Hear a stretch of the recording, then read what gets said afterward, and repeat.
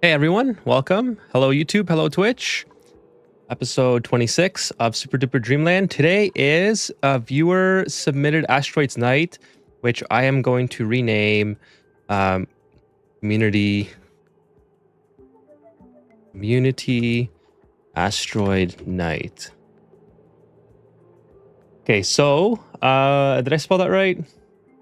Community Asteroid, yeah, that's probably right. It seems right in my head. Welcome.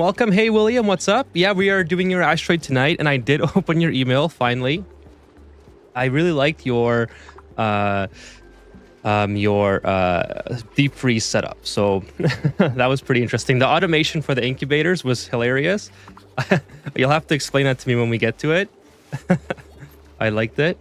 Hey, Phil, what's up? Hello, Phil. Welcome. Hey, Foamy. What's going on? CJ Glass, what's going on? Hey, welcome to the stream. Yeah, so by the way, thank you again for the follows off stream. I don't know if I mentioned, but the great JNK on Twitch and Jennifer on Twitch as well. And thank you last stream for the Prime sub, Richard. Really appreciate all your support, everyone. So today, while we're waiting for the chat to fill up here, I've queued up all of this automation and all of the what's it called, conveyor loaders and all that stuff for my Phloxes, because this is just getting ridiculous. We have too many of these guys everywhere, and I think it's slowing my game down. Hey, Koopy Man, what's up? Hello, free beef. Oh, beef free, what do you mean? Beef. No, it looks great. Because you said in your email to try to figure out if I can, or see if I can figure out how it works. So that's why I thought it was hilarious. It took some time to, I think I get it, but you'll have to for sure correct me. I did enjoy the, like I said, the deep freeze. Yeah, finally got to it. I just migrated the saves today. So I have 4 asteroids ready to go. Kubiman says, can I still give you updated asteroids? Sure, absolutely. I'm not going to be able to feature it tonight though. I'm already packed. Unless it goes through really quick, then I can certainly do it this stream. But usually I go like 2 hours, 3 hours on just a few. So if you can absolutely still, we do that every Friday. Every Friday we do a community segment. It's a lot of wood, yeah. A big wood. We got some big wood here. 47,000 woods. A ton. Oh, someone's trapped. Ulti, how? Oh my goodness. Okay, this is not too hard. It's just, you just have trouble getting over this. All right, see if you can figure that out. That's one of my pilots. I can't lose that. Thank you guys for joining tonight. Again, just in case I missed anyone, William, Phil, Foamy, CJ Glass, Kubiman. Kubiman is Kubuman. I think I said that a little incorrectly. I apologize. Did you want yours featured tonight? If you wanted to, I could probably try to squeeze it in, but I would prefer to do it next Friday if that's okay with you. If you would still like to do it next Friday, you can give me like an updated one like after playing for another week. Oh, hey, Steffi Nolte, thank you so much for the subscription on YouTube. Appreciate it. Thank you for joining the stream. Appreciate your support. Oh, the deep freeze. CJ Glass says, just finished playing so much Monster Hunter. Basically have done 3 really hard hunts solo in the past 2-ish weeks. Holy shit, that sounds really impressive. I don't play the game, so I'm not sure exactly what that entails, but I assume it's a lot of work to get all that to get solos hunts done. So if anyone plays Monster Hunter in the chat, maybe you guys can relate to what CJ Glass is talking about. But that sounds pretty cool. You should pick up Ani. It's on sale right now. $9. Come play some Ani. William says the deep freeze, while microgram of hydrogen does not do much in temperature exchange, therefore there is no energy spent. Yeah, we'll take a look at it and we'll talk about it in detail, William. I thought it was pretty cool. So that was an awesome build. Kubuman says, I only did like 200 cycles, so it's not a lot to be featured. That's okay. That's okay. Basically like 3 minutes. Okay, I will check the email and I will see if I can get it migrated tonight. And we'll check it out. But yeah, if you have something more for next week, I would absolutely be more than happy to feature it. All right, so today we are doing more rocket missions. So I'm going to be getting the rockets filled up with oxygen because I'm currently manually delivering the oxygen canisters, which is like really scuffed. So I have the oxygen just pre-built or sort of queued up to be built so they can overpressurize the cabins. And then I'm only sending bionic duplicants on missions. So it should be okay if I get to 10 kilograms. Then I don't have to keep delivering these. I mean, ideally, I still have more oxygen after this anyways, but this is just going to get me to... I'm sure it'll help me explore the nearby asteroids and everything else and just get enough data banks, right?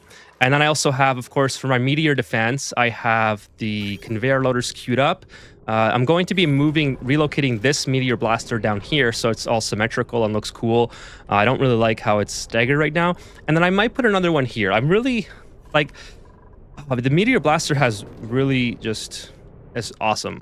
I'm so glad I started using it. Actually, again, it's just a shout out to Stringer, who does YouTube videos on Oni as well. I don't think they're playing Oni right now. I think they finished their run for a while. But yeah, the meteor blasters on Stringers Asteroid were really cool, and that's what kind of inspired me to start using them.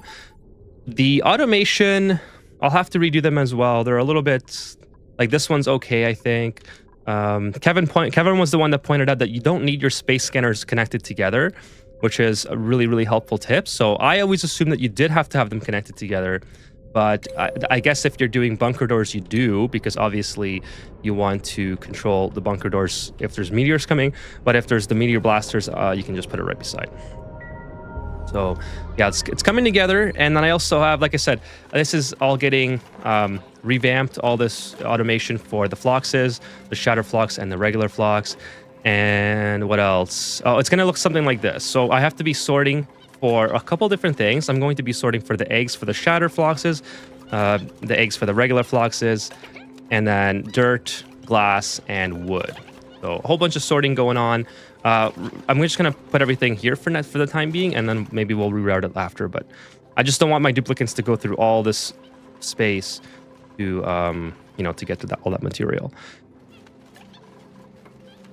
Kubiman says, I don't know if my old save got checked out. I think we did. I don't think you were here for that stream. I think we did it on 2 streams ago, and it was at the very end. So it might have gotten checked out, but I wasn't sure.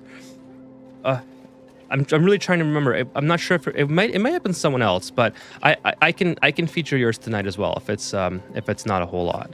I'll squeeze you in. So yeah, got my industrial brick warmed up and a bank of Transformers Online. It's so nice having that off my mind. Foamy, you doing a warm industrial brick or like a steam? William says, on my latest save, I'm already on my way to make super coolant and getting my hydrogen rockets set up.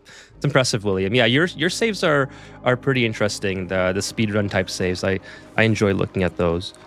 Hopefully we can get super coolant by this weekend. Well, maybe not this weekend. The way the time it takes me to do things, probably not.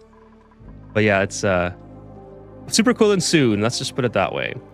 Phil says, on my next roll, it would be bionic only. I feel like I need to learn a lot more about them. They do have a bit of a learning curve, Phil. Like, I still struggle with bionics, but I feel like I have a much better understanding now than 2 playthroughs ago. Like, I first really started to play with them on my Super Duper Dreamland playthrough, and I had a lot of chat help from that. And then obviously for the prehistoric, I did that run twice, and the bionic duplicants were like really OP on that run. And then this run, I've sort of integrated them halfway through my build when I someone's still, why is it 21? Someone's in a rocket probably. Yes, okay, I was wondering why I had 20 out of 21. Someone like evolve. So I feel like I have a much better understanding with them now that I've integrated them slowly into this base, and I've actually refused to take regular duplicants. I think they're kind of hard to start with, Phil, I mean, I guess it depends on your familiarity with the game mechanics, but for me, they're kind of hard to start with.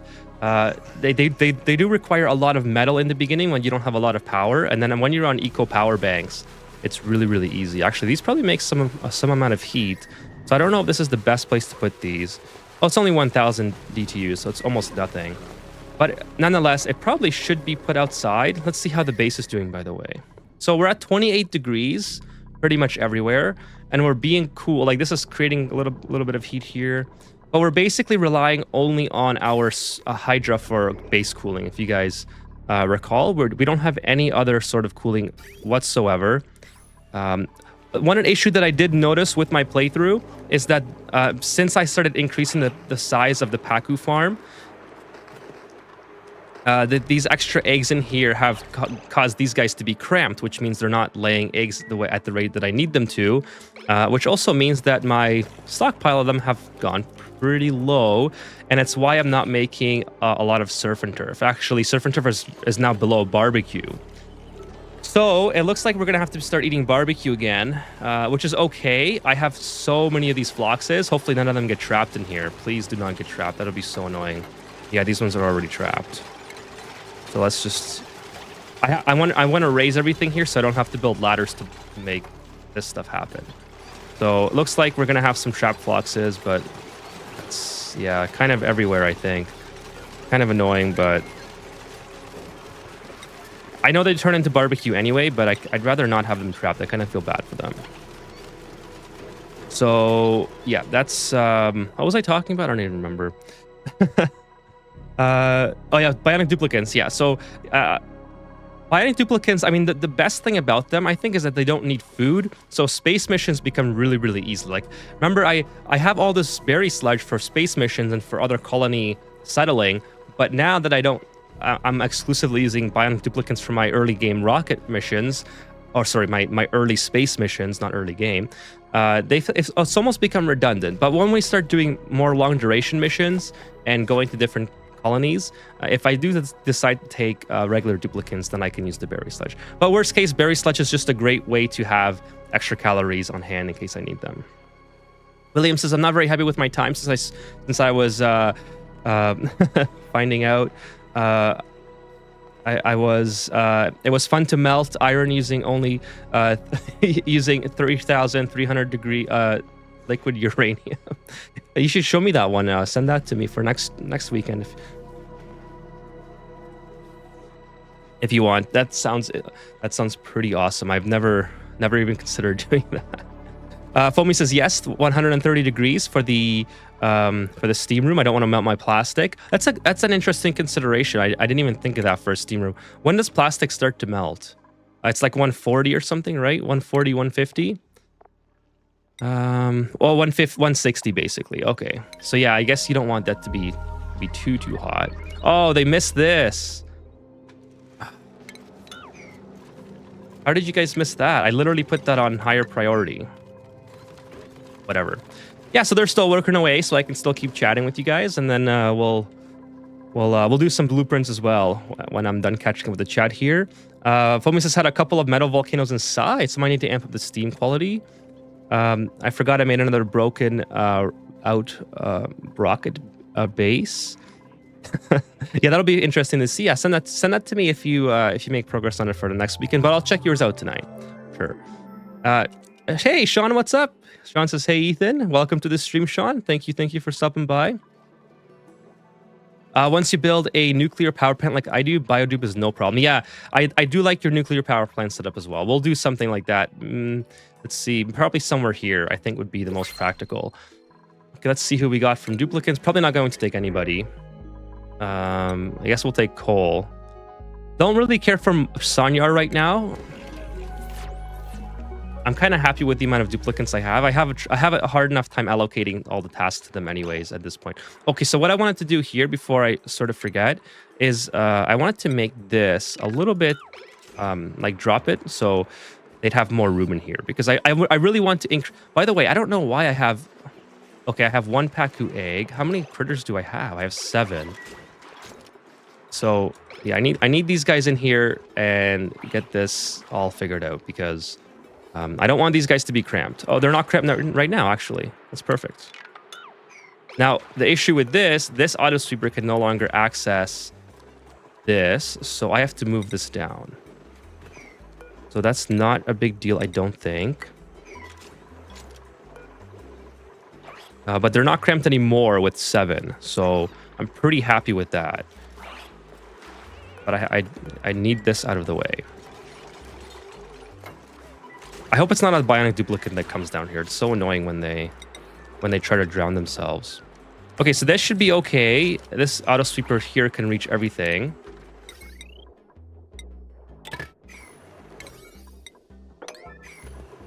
Let's just get that built. Yeah, so nuclear reactor soon. I don't know exactly when, but we'll do one fairly shortly here. By the way, if there's any ESCA representatives watching, I'm still waiting for my sponsorship. I would really appreciate. I would love to rep ESCA. If there's any reps watching, please contact me.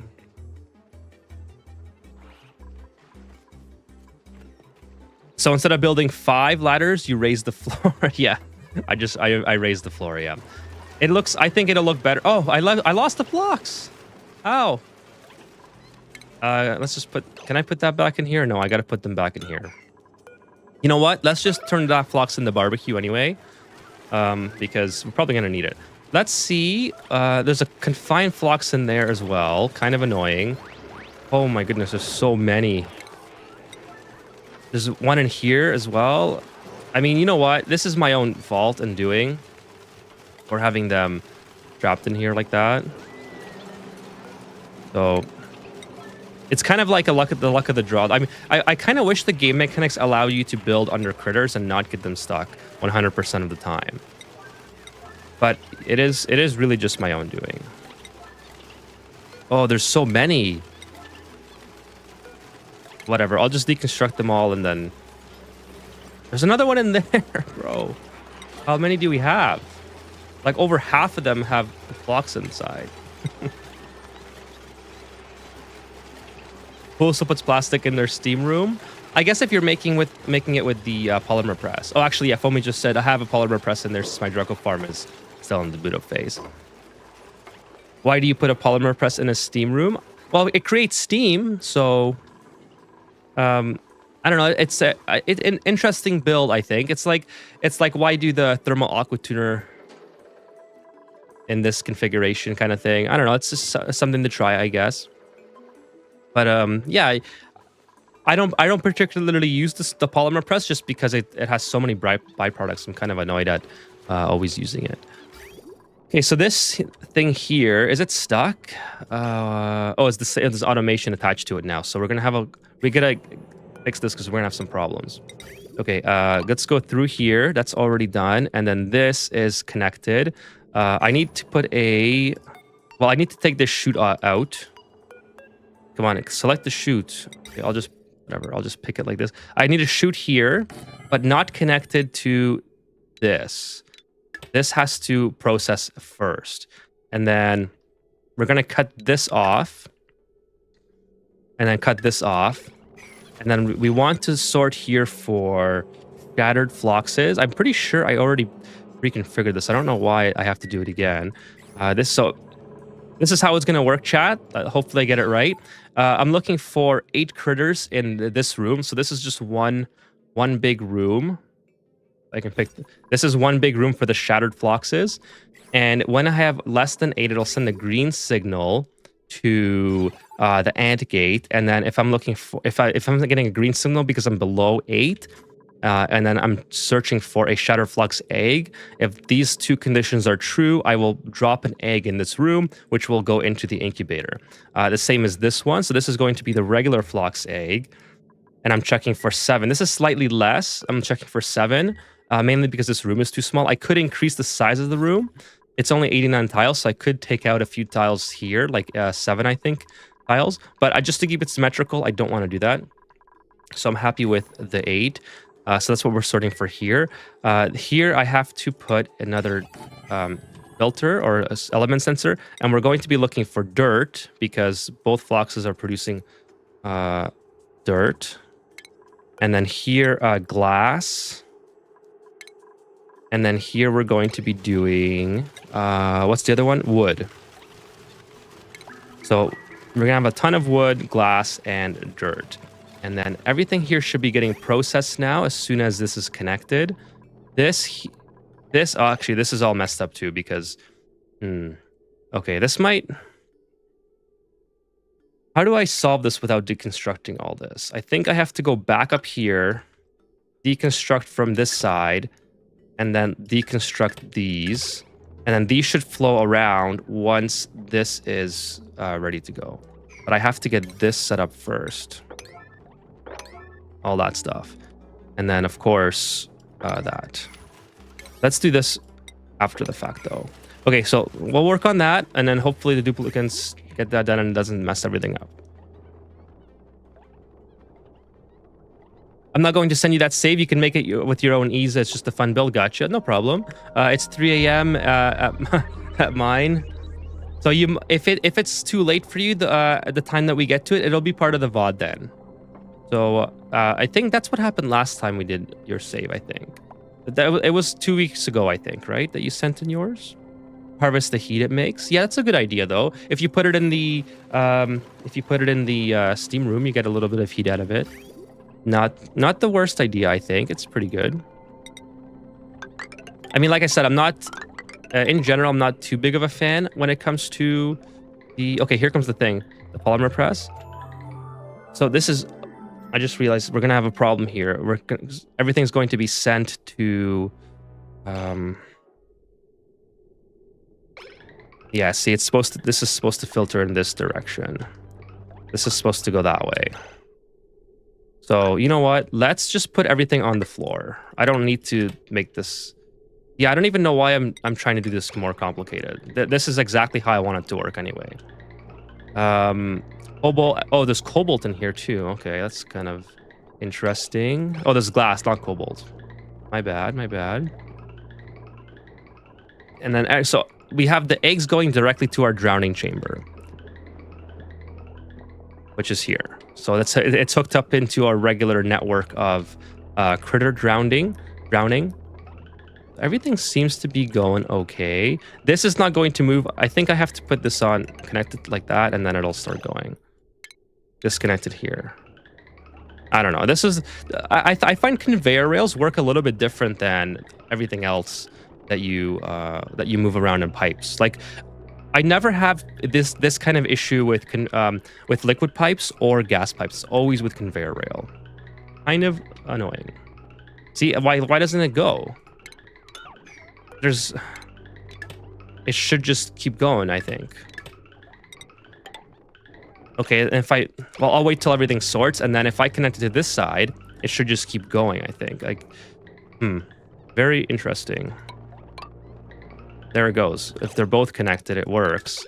But as soon as I disconnect it, it doesn't. Anyways, once it's past this point, it seems to be okay.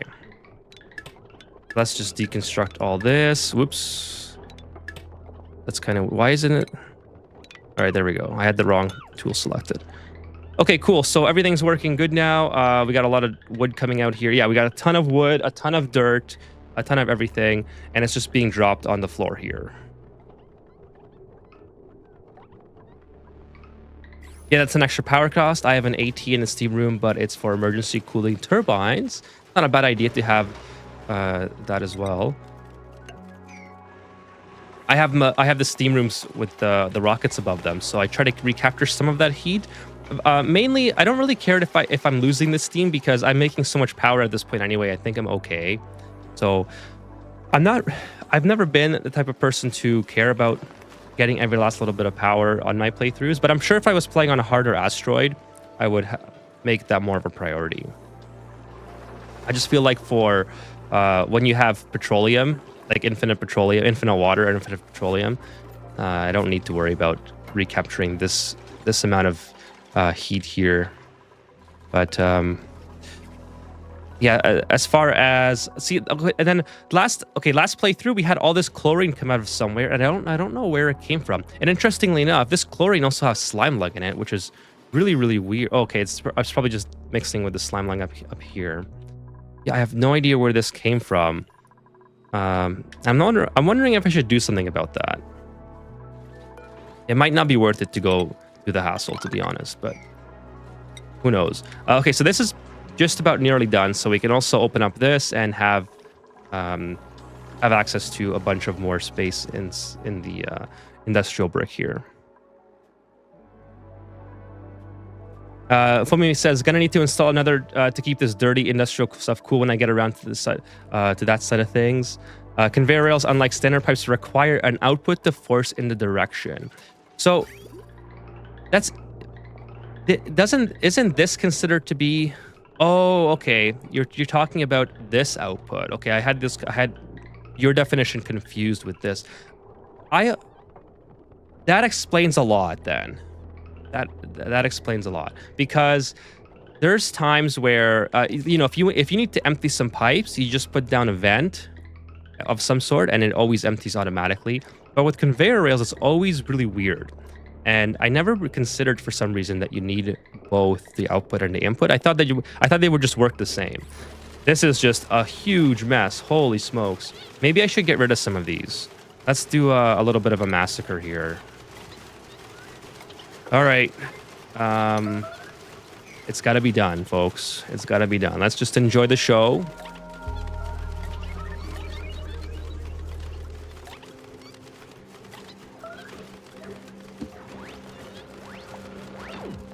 Hopefully they don't fight back. So something that just has an output and an input will not move. Gotcha. A ton of natural gas unused. Natural gas is pretty good. I mean, I especially like natural gas for early game power, because it's so easy to set up a natural gas generator. Like, it's basically, you can use a gold pump for it, unless you're completely vacuuming out the chamber. Like, if you look at mine down here, which I had this set up at the very start. Unpermitted food. Someone did not have access to food. Yeah, we're getting really low on food now. Might have to enable berry sludge, but that's okay.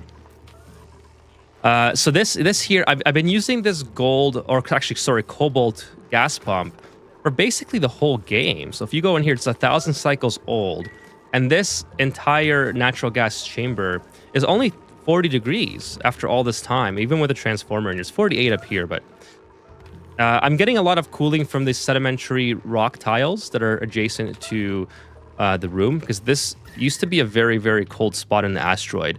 And even though it's heated up over the course of many, many cycles, it's still relatively cool because I'm not vacuuming it out. Like, I'm keeping 3,000 grams of pressure in here. So all the gas that comes out of here just exchanges temperature with the existing heat. So it heats up very, very slowly. So I love using natural gas for early game power. I find that to be absolutely like super easy to use. Hey, what's up, Kiki? It has been a while. Thank you for joining the stream. Appreciate you coming by. How have you been? Yeah, Phil, polluted chlorine.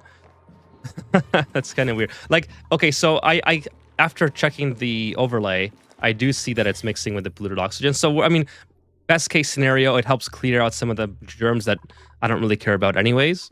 So we should have a ton of meat here now. These guys are cramped or whatever, but at least we can raise these floors again without too much of a problem. Yeah, we just got like 30,000 calories of barbecue. How have you been, Kiki? Have you been playing Oxygen Not Included? By the way, since you've been away, a lot has changed. We do community asteroid nights now. So tonight, viewers have submitted asteroids to my email and in my Discord, and we're gonna take a look at some of the builds. Some of the builds are new players asking for direction or advice, and some of them are very experienced players showing off very complicated or very cool builds. So it looks like some people did get hurt in the midst of that massacre. That's okay. We do have a couple triage cots that we can sort of use to... Did you even get the right email? I can check right now. By the way, let's just do blueprints. Before I forget, I have 3 new ones. See what we get. Okay, the dusky glitter, I guess, is cool. Oh, nice! The Hatchstone jet helmet. I think that's a new one. And the basic khaki pants. All right, not bad. I like the jet helmet though. I do want to build jet suits this episode. I'm not sure where to put them yet because I'm not used to using them. So we'll have to kind of like, well, I'll have to try to like figure out where the optimal location for that is. I typed in updated main asteroid. Let's see if I got that. I'll check right now. Let's see here, email. So yes, I do have your latest email, and I have yours from 13 days ago as well. So yes, I did get the 13 days ago email, and I remember I'm pretty sure we did do yours, but you weren't here that night, which is okay. I don't mind if the viewers aren't here. I wasn't exactly sure where to take the stream, or to take the discussion with it. So I think it was one of those ones where we just kind of looked at it and saw what you were doing and maybe commented on your progress. But I don't think we offered too much advice because we just didn't know where to go. But I remember now. I did get we did do it on two Fridays ago, I think. Yeah, might have been 2 Fridays ago. But yeah, well, I'll do yours tonight. I'll do it again. It was old. Yeah, 13 days old. That's a lot of Ani progress. It's you know, like 2 hours per day. I don't know how much people play, but like 26 hours. It's a lot. How far are we? By the way, 93 hours into this one. It's not too bad. I need to have like a stream deck and just be able to mute my mic without having to click the little icon there. Okay, this is pretty much done. I just gotta get rid of. Oh, by the way, since we have all this barbecue, I don't want it to spoil, and we're going to be eating the barbecue as well. So let's start taking the barbecue to our infinite storage. I think it's probably the best plan. So this is 9. The fridge is going to be 8, so it'll start at the barbecue temporarily if it has to, which is pretty much pointless anyway. It'll all just get delivered into the infinite storage. And since we're about to run out of surf and turf, well, actually, we're not going to run out. We still have a lot. 93,000 calories. If my Paku production can pick up a little bit, obviously it'll take 25 cycles for these guys to evolve into meat. So it might be lagging a little bit behind, but I feel like we can get the Pakus back online before we run out of surf and turf completely. We'll see. We'll see. At least we can. At least the barbecue's being frozen now. So, okay, let's get rid of more of these guys. I'm sorry, guys. Floxes. I'm gonna do some more combat here. A couple more massacres until we can get everything under control because there's just too much going on. Yeah, I guess I'll take the sweat corn. So I don't know, like, are these guys fighting back? Because my duplicants are hurt. I don't know if the duplicants are hurt from the Phlox battle, the Great Phlox battle of cycle 1122, or if they're getting hurt because when these guys hatch into rows, do the rows get combative? Does anybody know if the rows get combative? I can't remember off the top of my head. I don't think they do, but maybe if they're not taken out of here quick enough, they get combative, and then they get mad as hell when the duplicants are trying to remove them. I actually don't know if an egg is present, but is the baby row. The egg will always be present because this is the hatch room, but the baby row, will that thing get angry? I don't know if the baby row gets angry. I guess let's put in. I don't think 8 is... I think I might have to increase the size of this, which is fine. I just put in this size just to have a place where I can make sand. Okay, so cool. Let's go ahead and open this up.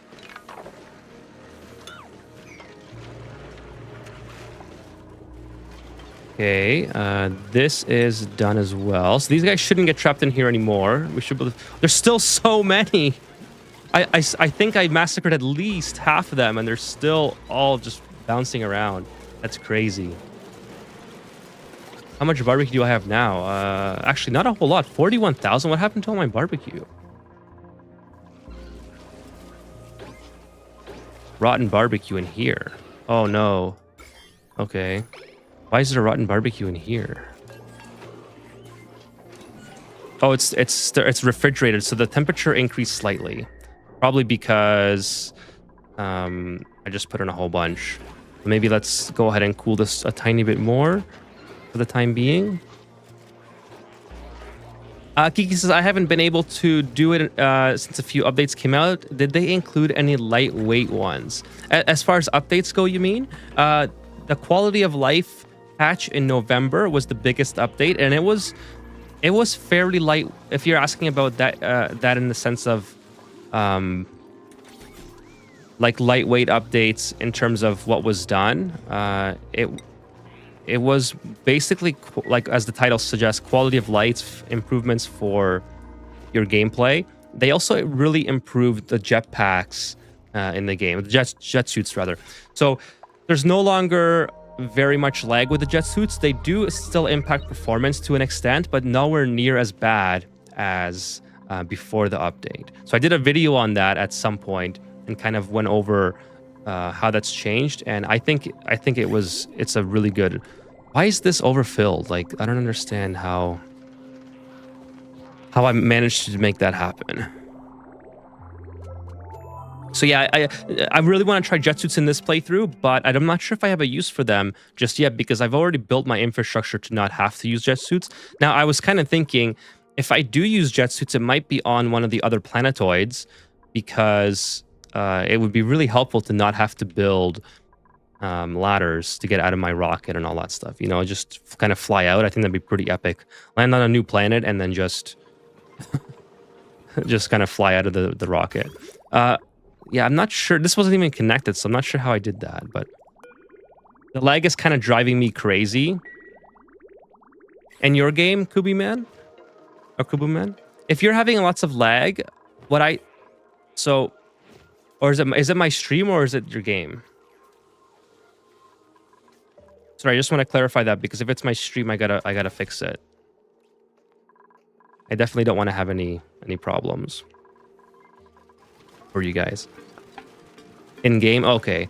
I'm sorry that you're having lag in game, but I just really wanted to clarify it was not the stream. Appreciate you clarifying that.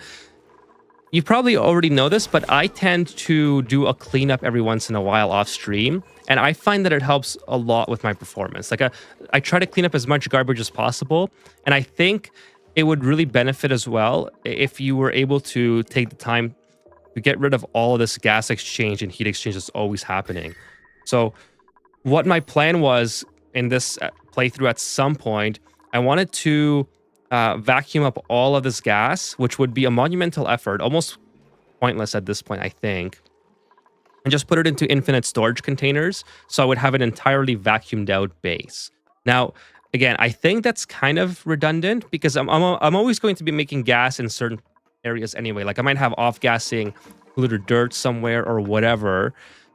But I feel like if you have all of this gas exchange going on and your CPU is always doing work for this, I feel like getting rid of that would be such a burden off your computer. So it's something that I wanted to try. I mean, I suppose I could just go into sandbox mode and vacuum everything out and see how that happens. Just break into space. Yeah, I'm already broken into space, but I guess I could do more. But it still has to like float up to the top, and it takes time, right? So I was just going to build a whole bunch of gas pumps and see what happens. Okay, let's do some more massacres here. Yeah, 68,000 barbecue. My duplicants really eating that much barbecue. Maybe the foxes just don't contribute as much barbecue as I thought they would.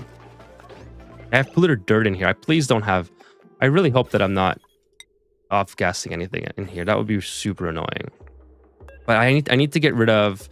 if I do have polluted dirt, I really have to get rid of it. I just saw that I did have it. There it is. Let's get that swept ASAP. And in here too. Oh my goodness. Now I'm starting to freeze this again. That's not good. All right, so let's go back to minus 40. That seemed to work. Everything's sterile now. Okay, that should probably fix it. I really don't want to break the petroleum again. That would be so unfortunate. So, we'll see. We'll see what happens. Oh.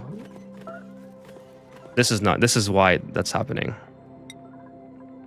Let's take away barbecue here. So my duplicates were taking the barbecue from here and putting it into the fridge.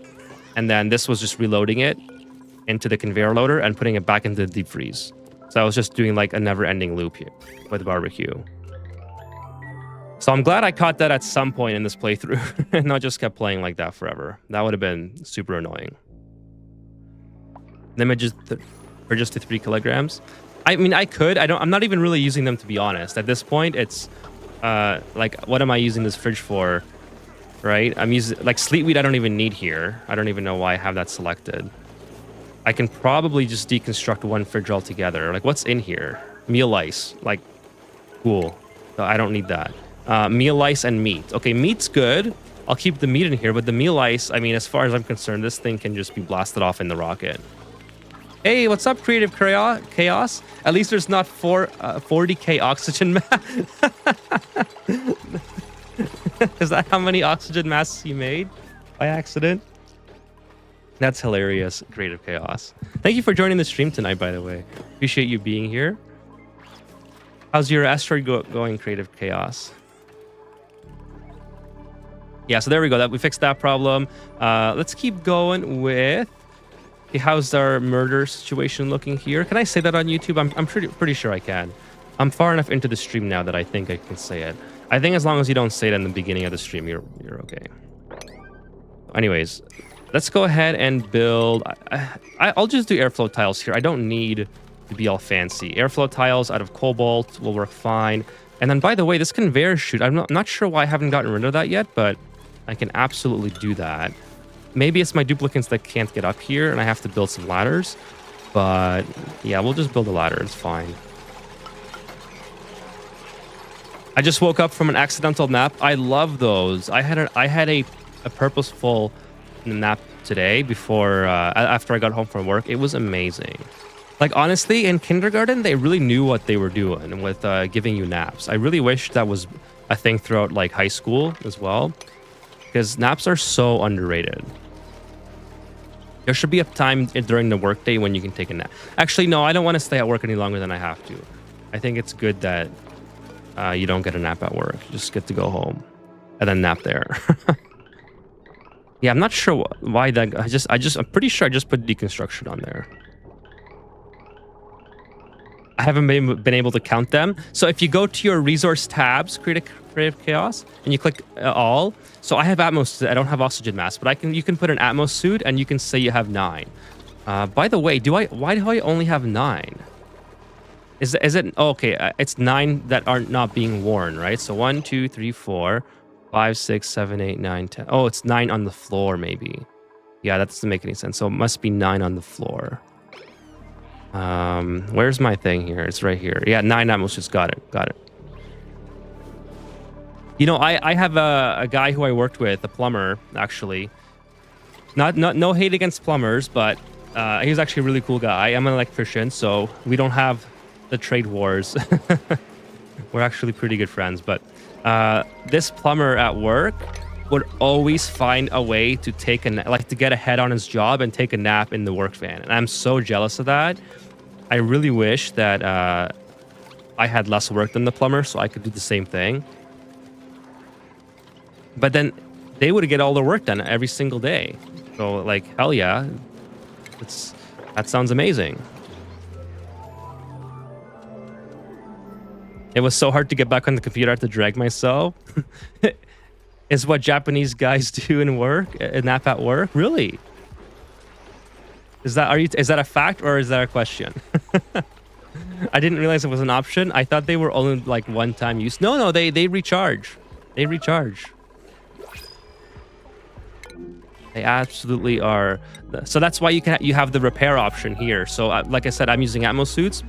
The repair option is always enabled for me because when they get worn out, like it may be in your game they don't get worn out because in the settings it used to be off by default. I'm not sure if they still are, but yeah, you can repair them. It's actually ideal to repair them because then you don't have to keep making them. Foamy says it's 9, not in use, not worn, not dog. Gotcha. Thank you, Foamy. You can repair them, but if you have more, why repair them? That's true too. Yeah, why waste your time when you have 40k? That is a good point. Absolutely. Okay, let's get the rest of this done. Hopefully, I don't trap anymore. I think I should be okay now. I don't know how these guys got out, but whatever. I'm glad that everything is kind of working now. Okay, let's do a rocket mission, chat, because it's been a minute since we've done a rocket mission. I'm pretty sure we have oxygen in here now, overpressure to 20k. I incorrectly thought that this was 10k. It's 20k. So I forgot why we grounded this rocket on the last stream. Right before the stream ended, I launched this rocket and I had to ground it for some reason. I'm not sure why. This stream, we're just gonna launch it again and see what happens. Let's go ahead and the pilots just went on break. So as soon as the pilots get off break, we'll send the rocket. It should be fine. I don't know what happened though. I'm really struggling really hard with the game today. All of my duplicants are like stressed out of vomiting and 100% stressed. So it's probably because your asteroid is expanding so much that you have so much tasks for them to do, and they're spending too much time in areas where they don't have a lot of decor. So when your asteroid is small and they're not and they spend a lot of time around, let's say, the printing pod early on. The printing pod early on is like a little bit of decor that the duplicants are able to get because they probably walk by it all the time. So you can see if you hover over, you're getting plus 30 decor from the pod, plus 15 lighting. So when your base is very small, you have a lot of features that give you a tiny bit of decor that sort of help your duplicants. And they don't have a lot of workload. So they're not spending a lot of time in nasty areas. Like if I was to send my duplicants out here, that would give them yucky lungs, and they would also get sick, probably from the slime lung. So they would get debuffs from that, and they would get lower morale, right? So the fact that your duplicants are getting stressed, it means that that your base is expanding rapidly, and you just have to accommodate by having Atmos suits, so they're not getting the debuffs from spending all their time inside or outside their not spending all of their time outside of your base in bad oxygen or bad gases or like hydrogen or chlorine and stuff like that. And then also try to improve the decor of your base when they come back home. They can make sure these are good. When they come back home, they're going to be close that up because okay, perfect. This is all working fine. I'm just my brain is like can't do two things at once. Try to improve the decor value, so you can do that by putting down paintings if you have someone who can make them. You can put down metal tiles. That's going to boost decor quite a bit as well. If you just kind of hover over your decor, my decor overlay, I can tell you that, for example, in my kitchen, I have I have duplicants in here, so it's not the best. But for example, the bedrooms are a great way to have decor. You can see that my the arrow pots give plus 40, so you can put arrow pots in. Those are really good because the duplicants spend a lot of time sleeping, so not a bad thing to have. Then of course I have the plants in there, which give you plus 25, and then the beds. So and then the drywall. So a lot of things can really easily add up to make your decor higher. So that's what you want when you have higher skilled duplicants. You want them to be in higher decor, not be debuffed with bad gases, popped eardrums, like Kubuman said here, no decor plus big pressure plus bad gas, pesky 20k grams of fluid. Yes, that's another thing. Actually, good point, Kubuman. By the way, why is my oxygen production is doing good, but this is just so slow to fill? I think I have to bring another line here for oxygen. Actually, what I could probably do is, let's do this, and then cut it off here. So, because this is going to be backed up regardless. There's only, this is going to be always backed up. So this would be super helpful for having these ones full. So if you have liquid on the floor, they get the sloppy feet debuff, right? So if I send, let's say, where's a duplicant? Okay, they move around. So if Stella's not a good example, I don't want to send Stella in there. Just waiting for someone to come by who's not Stella or Ulti. Actually, I gotta send Ulti on a rocket mission. Sorry, be right back with that thought. Okay, select crew. We have 2 crews, summon crew. Let's get these guys on board. What I was just gonna show you, if I send them into the water and they get soaked, they get a debuff. So it's also, if you have lots of water pooling around your asteroid, where they walk a lot, you probably want to get that fixed. And if you're sending them into liquids to dig, like outside of your base, that's going to cause problems as well. So launch sequence, oh, no destination. Let's select. I mean, I guess let's analyze. Oh, I can pick these up too. I just need a cargo bay. Let's go ahead and see what this is. So I need to go in this direction, and then hopefully the telescope thing does good. So let's go launch it. I think I saved. Let's just save again. I don't know. I forgot why I grounded the rocket on the last stream.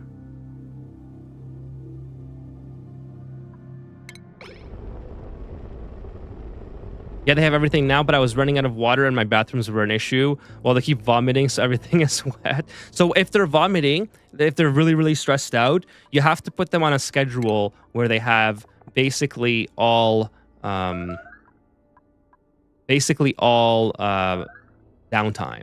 so they can get back to being like in a stable environment. So, everything melted. That makes sense because it's. Again, I was going to fix this. I'm going to continue being stubborn and not fixing it for now. Just build it out of steel.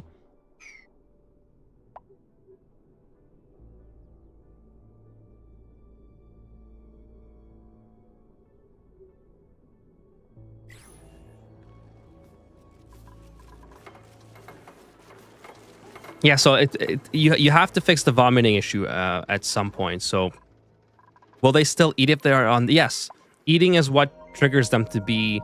Sorry, downtime is what triggers them to eat.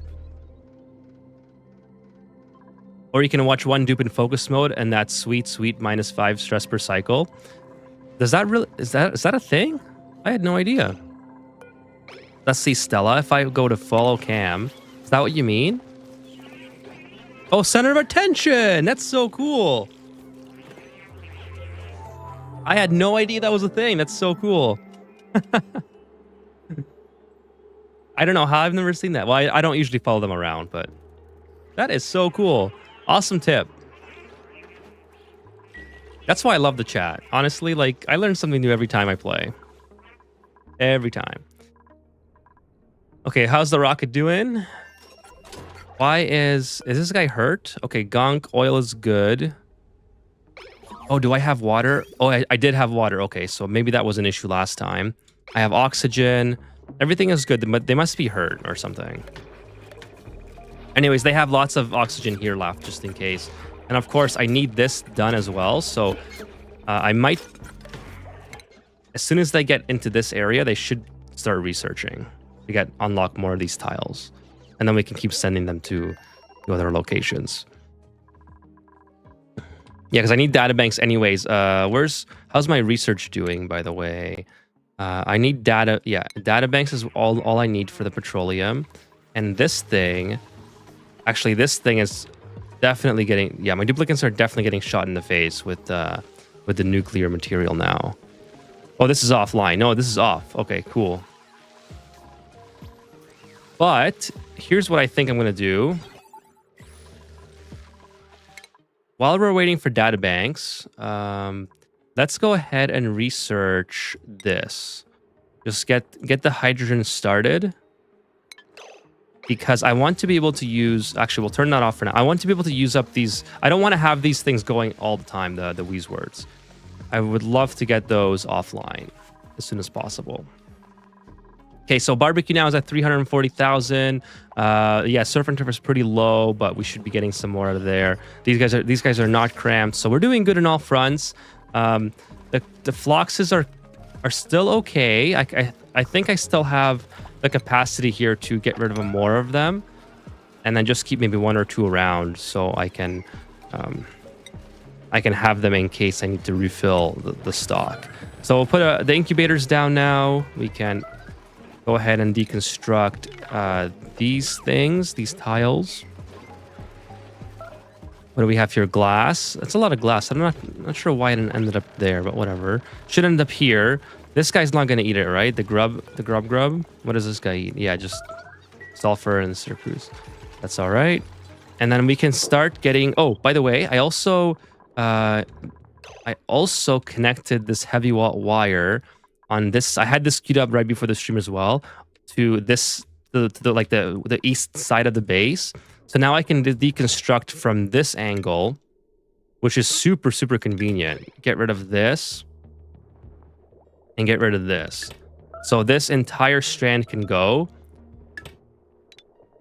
Oh, the lag. Holy smokes. That's kind of weird. How come I can't? Oh, it's not deconstruct. All right. It was on the other thing.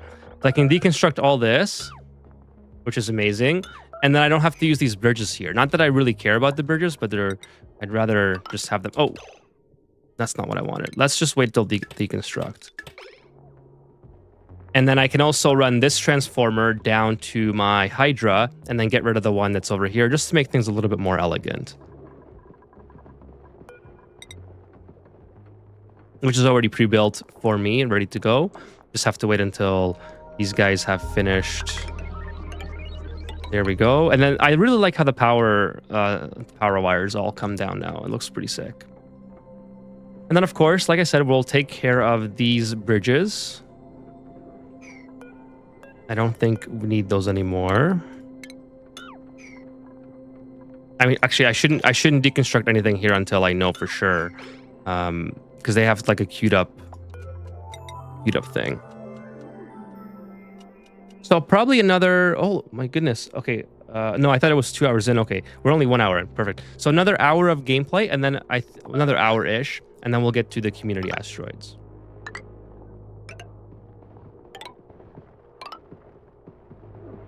Okay, so this is now complete. That means I can deconstruct this.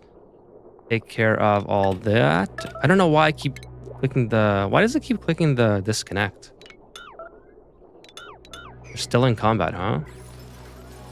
Just take care of it. So we don't have to keep hearing that. Okay, so get rid of the power transformer here, just to make things a little bit more elegant on that side. I think that looks really cool. And then the power wires that come down, it looks even better. Now I do have this one that runs. This one probably could come down. It's like really trivial stuff that I'm working on here, but this one could go in that direction. Then I can have more stacked in. So that's whatever.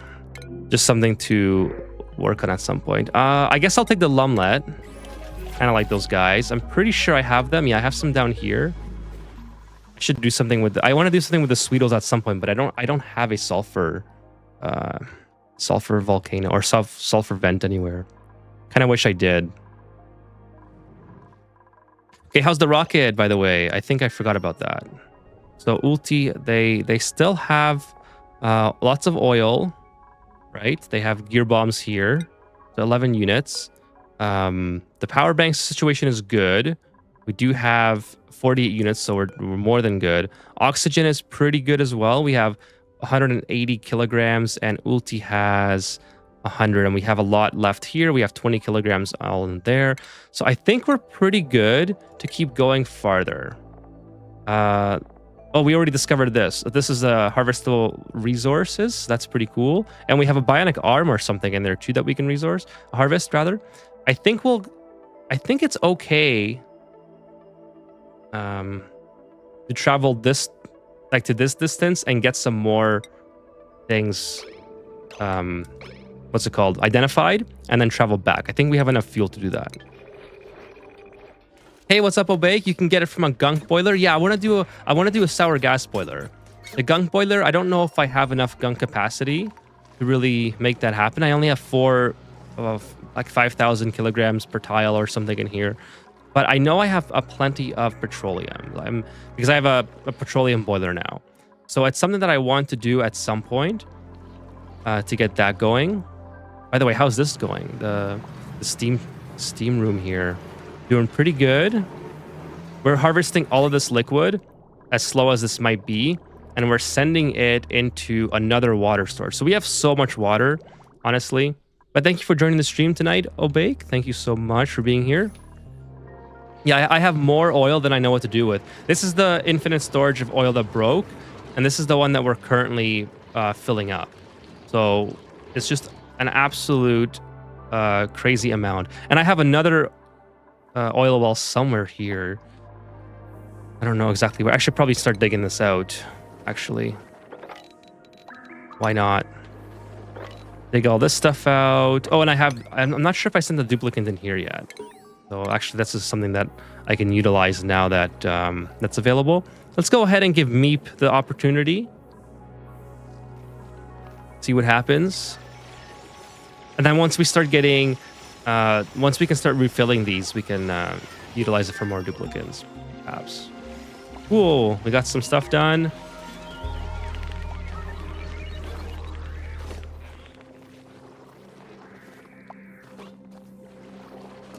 Nice.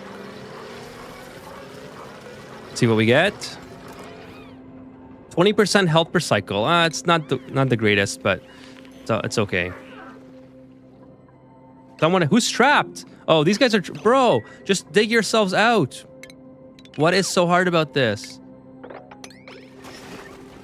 You guys have to figure it out. Just figure it out. It's not hard.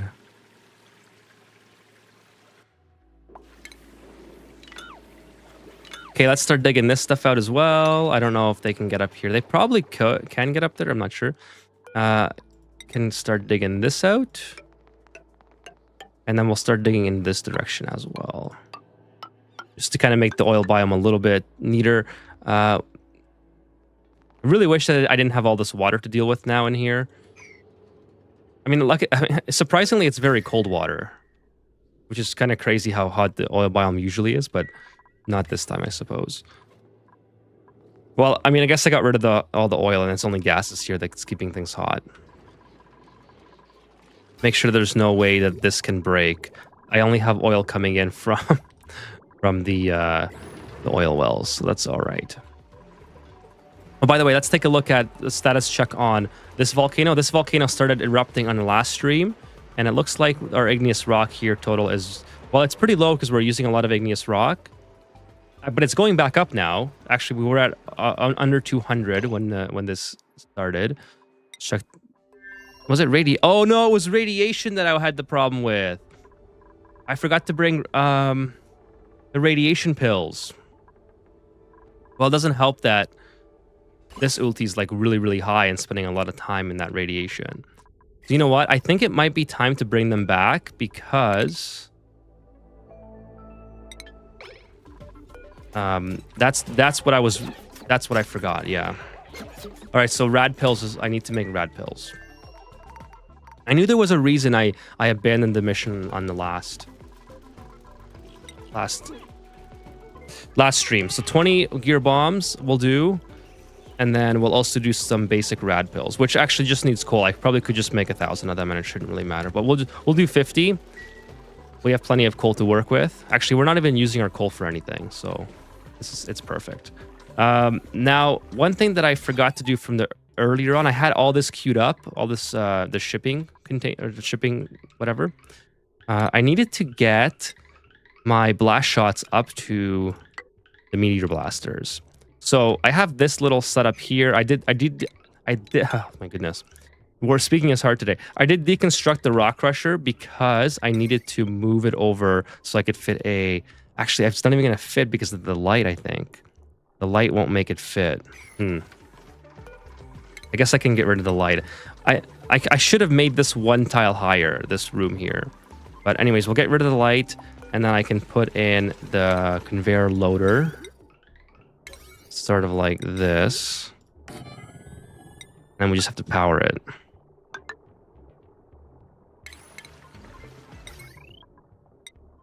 Okay, so we'll do that. Actually, nope.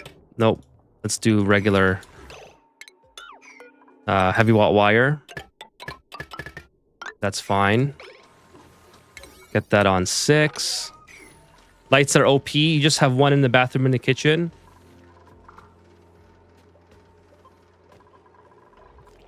Let's see if I have that. I mean, this is just Shinebug Central. In the kitchen, I have 2 lights. But I'm pretty sure... I mean, I like to have lights in my... Yeah, I'm pretty sure it was the light that was causing my issue. By the way, I don't know any hockey fans in the chat. But since last time I chatted with you guys, Canada won both the prelims and the semis today. Came back from 2-1 down in the second period. Sorry, in the third period. On a goal by Shea Theodore and Nathan McKinnon. So, if anybody's a hockey fan... Oh, and the USA obviously won. So, as everyone probably expected, it's the USA-Canada gold medal showdown. Pretty excited for that. Probably not in a sleeping room.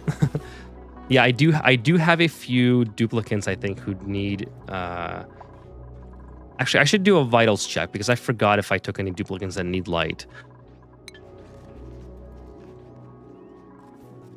Nice on the hockey results. Hey, Uther. Yeah, it is. It was. I was very, very happy that the hockey ended up going my way. It was getting scary. Like it was tough to watch because I was at work, so I had to like keep the stream on in my pocket. But yes, once the game got to the third period, halfway through, and they tied the game, I pretty much just listened to the game on my phone the whole time. Speaking of gases. Our hydrogen is kind of depleting here. A lot of it, I think, leaked out when we were really low on gas pressure. So I should start bringing in more hydrogen into this area. I think 200 kilograms, is that overkill? Maybe. Whatever. We'll do 200. You know what? We'll do 200. What do we have? 200. We'll do 178. How about that? We'll put it down here, and we'll get some more hydrogen in this area. And then same with the glossy Drecos, because I want them to be... I really want them to be getting lots of scales so I can keep shearing them. Yeah, but it was an epic game. They were down 2-1 in the third. Canada was just dominating in shots, so it seemed like Finland was going to hang on, but it ended up being... they tied the game halfway through the third, and then they won the game with like 36 seconds left on a goal from Nathan McKinnon. He just looks absolutely dead because I think he's like sick or something. That's what the media's been reporting. But yeah, he looks just horrible. He must have got like food poisoning or something.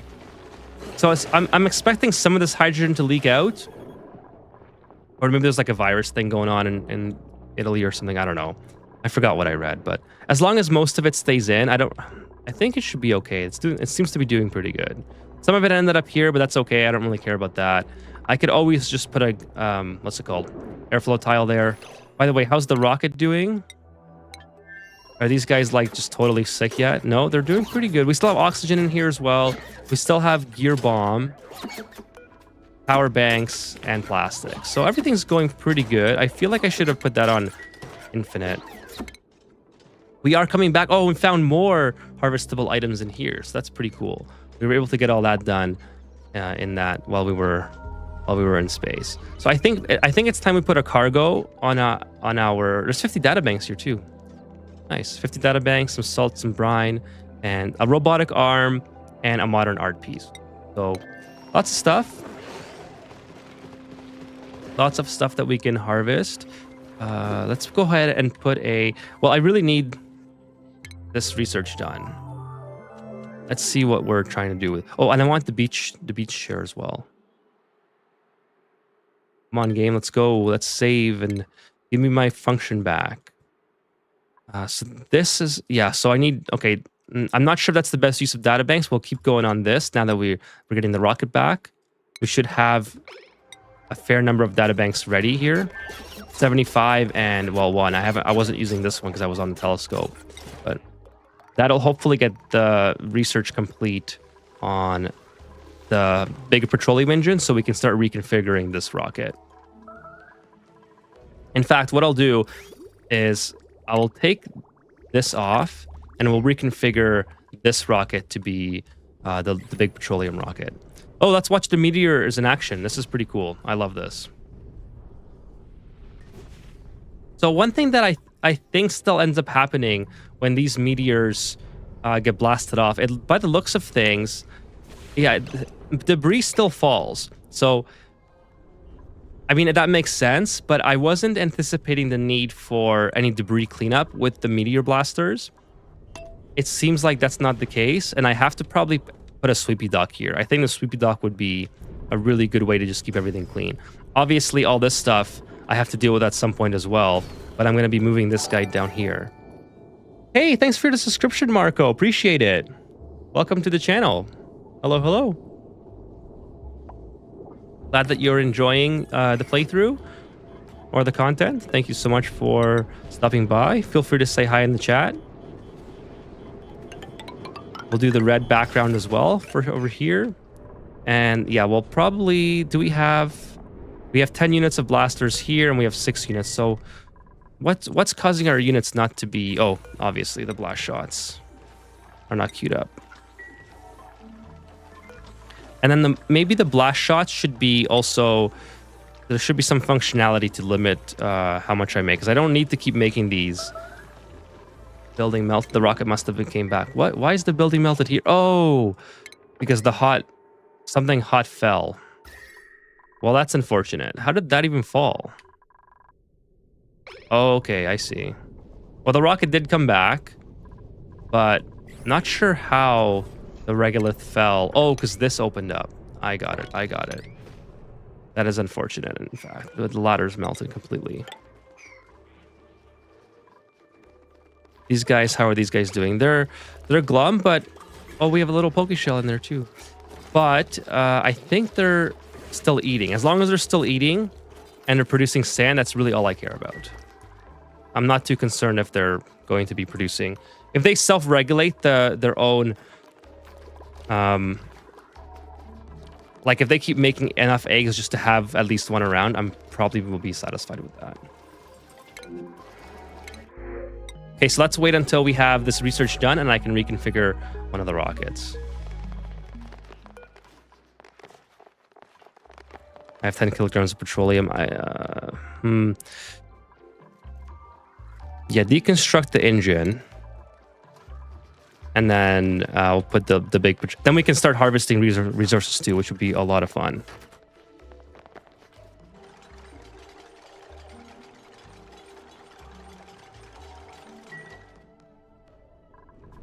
Okay, let's take that out. Take out all these... take out all these mesh tiles. Oh, actually, maybe... maybe I shouldn't take those up. Maybe I should work on getting rid of the heat first, because I'm pretty sure these are going to be very hot. I mean, I guess not that it matters. This is built out of gold, so I probably don't want it to have 200-degree regolith falling on it or 300-degree regolith. So I don't have to try to repair it. These are getting really hot too.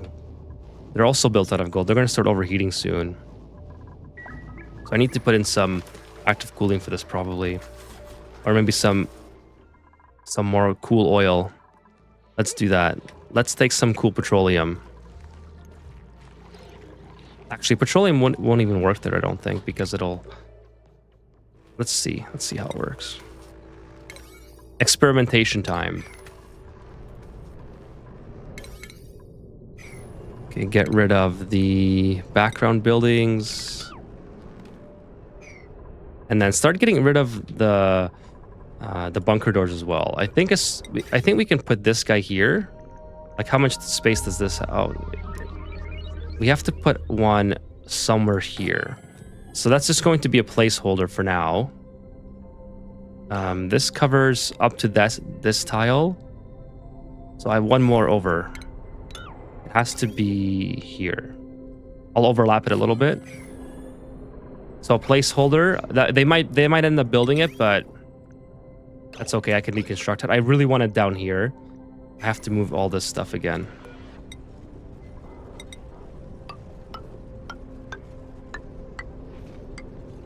So now my space area has ended up being a lot lower than I anticipated because my meteor blasters are being so low. But that's probably okay.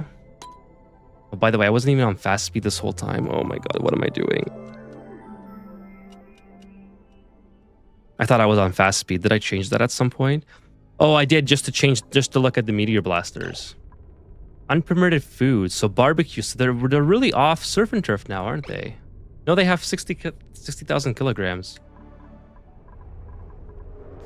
Anyways, we have to build this over and then research complete. That's the large petroleum, I think.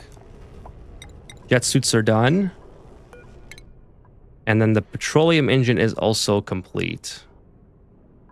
What was why is... Did I just do that one? I can't remember.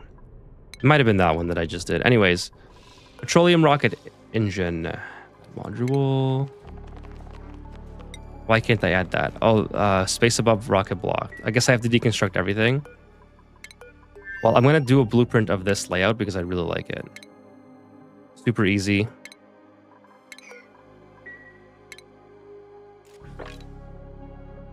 And I kind of don't want to have to do it again. This is Biodupe rocket. Is there no way, chat, to add the module below this? Like, do I have to... Can't I just move this up? Or is it because of this... Is it because of the ladders? Is that what's blocking it? It might be that. Let's try to get rid of some of these ladders. And see. 'Cause I thought I could just add the module... Like, add it and move down. I thought I could just add the petroleum on... I can add the small petroleum engine. Ladders. Because that's the ladders. That's kind of what I was getting at, but I wasn't sure. I already started the deconstruction process. Whoops. Go back here. That was it. Thank you so much. That was the problem.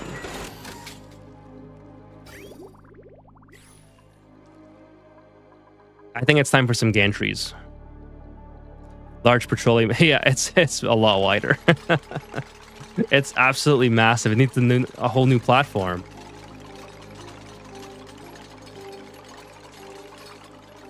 It looks like such an awkward rocket how it gets tiny and then gets massive again. I think for this petroleum rocket, I need my own liquid or some petroleum, what's it called?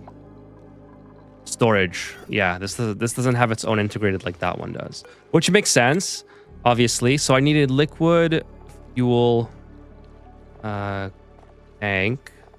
Where is it? I probably just passed it already. Is this one? Liquid, solid, this is solid. Liquid cargo. Oh my goodness, why am I missing this? Liquid, it's not liquid cargo, it's liquid... Large liquid cargo tank, no. Which one's the storage for the fuel? Why am I not seeing it? Oh, here it is. Oh. That's insane. And so it was right there the whole time. Okay, now we can start sending in petroleum on this side.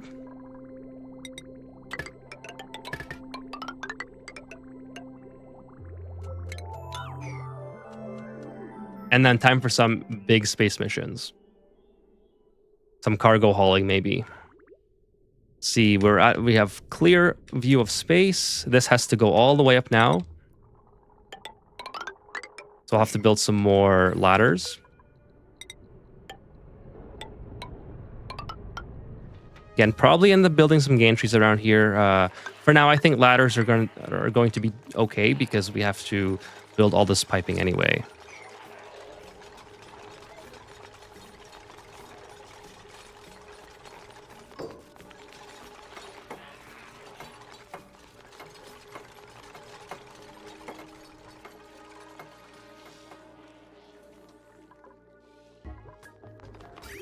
Okay, cool. We got the petroleum filling, and we have oxidizer, which I think this is enough oxidizer to get us pretty much anywhere where we need to go. I think 1 is fine, if I remember correctly.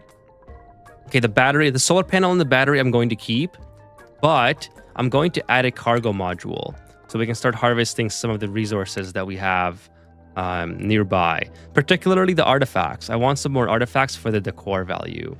I wouldn't mind databanks also. I don't really care too much for the dirt, although I am using dirt. I have so much of it, so I don't think I'm going to go in that direction. Dirt, algae, I mean, everything nearby is pretty mid. I think I really have to start exploring the outer perimeter of my star map so I can start finding some better places to go. And then what's most likely going to happen is on Sunday, we'll do some landings on the other asteroids. But for now, I just wanted to keep going on particularly igneous rock. I wouldn't mind getting... I have a lot right now, but I wouldn't mind firing this second... the third hatch farm back up.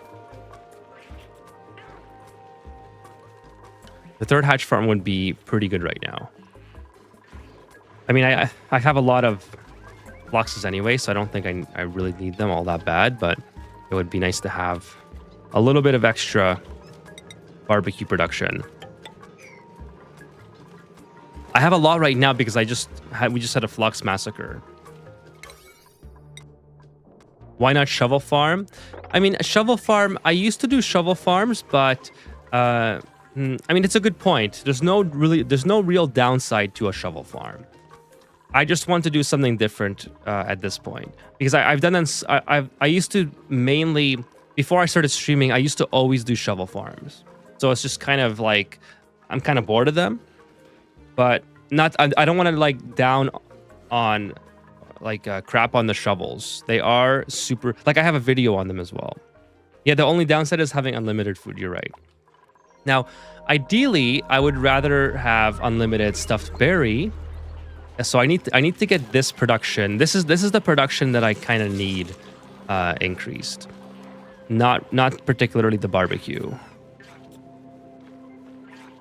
Although I would like to have this barbecue back up just in case because now I'm reliant only on the barbecue, and with this hatch farm, I'm making way more than enough. Because hatches are one of the best sources aside from the shovel. I mean, these guys, the floxes, I forgot how much they produce. The flox is like 1,600 maybe. Yeah, 1,600 meat, and then the hatch, I think it's like 32, 36. Yeah, 32. So it really is just like insane how good the hatches are with barbecue. Uther says, by the way, thanks for your volcano tamer video. I used the basic version and it works great. Awesome. That's great to hear, Uther. Yeah, it's really, the basic version is the one I like to make. The one that I was showing where it was like dripping the magma, it's really just a more complicated version of a petroleum boiler. Because you're essentially, instead of boiling petroleum, you're just boiling steam or like water into steam, and you're using that steam to power the steam turbines. So you're focused more on the power setup. The basic one I find is so useful, particularly how I like to play, just because of the fact that I get as much igneous rocks as I possibly can with the very small build that I make. I know I could increase the capacity here and make it bigger, but it works really good for what it is. Especially this one, this minor volcano has been doing like insane work to keep my entire asteroid fed. This one here just came online. Oh, sorry, which one? This one just came offline. This one's arguably way better because, oh, that was a cool sound. I kind of zoomed in and there was like cool stuff going on. This one's arguably way better because I have way more capacity to make steam here. So I have more steam turbines that are able to work. But I'm not too concerned about the power these days with how efficient everything is in terms of power production. So this small one here, while I could increase the capacity of it and make it slightly better, I think it's fine. I just dripped volcanoes into some, yeah, exactly. Like it's not hard to to do this. There's so many different ways, and I guess you could make the argument that the one I showed was a little bit too complicated and kind of hard to start. Like it's very hard to start the one I made because if the steam isn't just right, you'll immediately start overheating your auto sweeper and your conveyor loader. There's definitely easier ways to do it, but that's why I like the simple one. Like all my builds in Oni are incredibly simple, I think. Well, I mean, sorry, incredibly simple, relatively speaking. Like, obviously, they're not simple to a beginner, but as far as like the meta builds go, I tend to not do the meta builds, mainly because I like my builds to be very fat and like large. Like this is such a cool Dreco farm to me. I don't like the very condensed ones, even though they are slightly more efficient, and that's why they're like the meta builds. You like building everything into a vacuum? Yeah, that's cool. Like, I wanted to do a vacuum playthrough at some point as well. I think that would be super cool. I think there will be a lot more considerations to be had if you're doing a vacuum playthrough with things like cooling, because one of the issues that for sure I would run into that I know of, for instance, where's a good example? Well, I mean, I kind of deleted most of them now, but I used to have a lot of random power transformers everywhere, and obviously they would start to overheat over time in a vacuum and run into issues that way. But that's something that I've wanted to do at some point. I think that's a cool idea. Okay, so let's get rid of these. There's no more Fluxus trapped, I don't think. Okay, yeah, there's no more Fluxus trapped. We can go ahead and deconstruct this. This is all good. And then we'll finish this area here. Hopefully I don't squish any of these Fluxes like I did that one. Well, you know what? We can just attack this one as well. Kind of get rid of all these Flux. These guys are in the wrong room anyway. I don't know why they're on that side. Vacuum transformers. Each one is 2 watts. Ferrous electricity. Oh, that's right. It wasn't your base the one that had the all the transformers that you're harvesting power from? That was pretty cool. If that's the one I'm remembering. It might be someone else that I'm remembering. But there was somebody who had a whole bunch of Yes. So we did do that one on stream. That was a fun one. That was a really good one. Hey, what's up, Javillian? What's going on? Welcome to the stream. Having enough steel was a pain. Yeah, that was a ton. That was so... I mean, at first it was kind of funny because it was like, what's going on here? And then as the chat and I started to figure it out, we're like, okay, this is kind of clever. Like, you can't hate on this. This is awesome. and that's why, and again, I always say this, that's what I love about Oni, is that you can do stuff like that, worth it for the 120 watts of free energy. That's awesome, though. I mean, I love that Oni lets you do things like that. And I love that you go through the effort of like producing all the steel without sandbox mode to make that happen. Like that's so cool. That's what makes this game amazing, is that like you can have fun in so many different ways when you're playing this game. Oh, this guy's this poor little guy. This Phlox, I just have to relocate him to here. Oh, there's still eggs here, actually. So the Phlox egg, the Shattered Phlox, the Phlox Frown is what I need to relocate. And then the incubators, I don't even have to have these running just yet. Oh. I do need to have the pickups. I don't know what category they're in, I always forget. But let's just search them. Pick up here, and then when these guys go below 8 and 7, these pickups will automatically force the duplicants to send it over. Now, I do want to add some automation to the pickups because I don't want... Let's see, this is a red signal right now. I don't want the pickups to be active unless I actually need a Phlox in here, because otherwise my duplicants will just constantly come in here and try to wrangle them, which is super annoying. So we're going to... Yeah, this is the red signal. We're going to tap off that red signal into here. And keep these offline. The Shattered Phlox, put in 0, and then 9.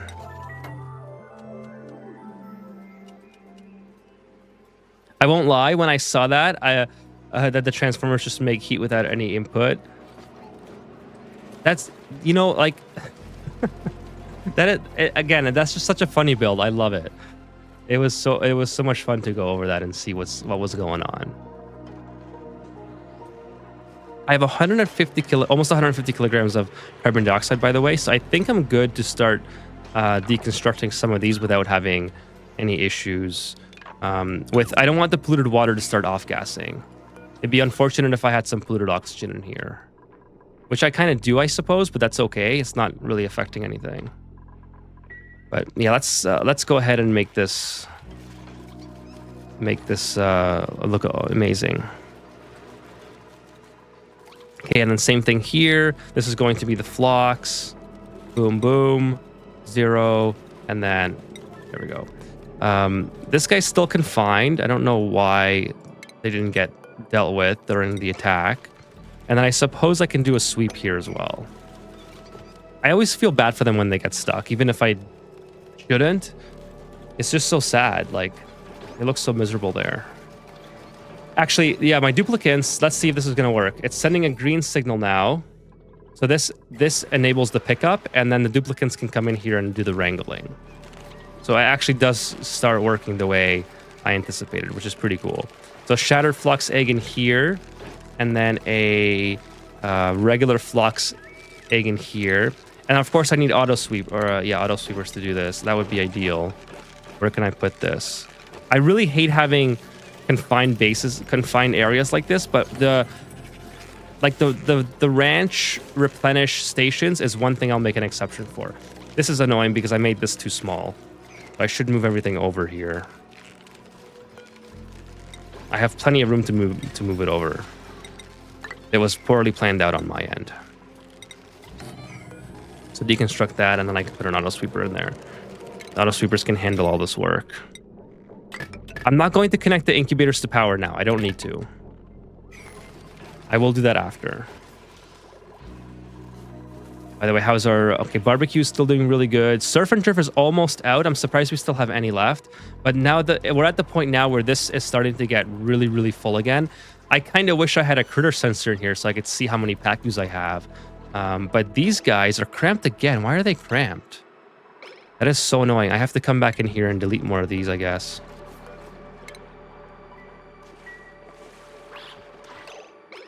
They're still cramped, huh? No, Ulti, it's the worst person to do this to. Get out. Get out. Okay, cool. Dude, I need you out. Thank you. It's always the worst. The worst duplicate that goes in there. You won't really want to see. You really don't want to see what I've been doing with my stables then. No, I probably wouldn't. So in the last playthrough, in the prehistoric one where we let the demolier hit, we were like 1 or 2 cycles from the demolier impact, which was intentional. I was trying to let it hit so I can get the achievement for playing 100 cycles after it hits.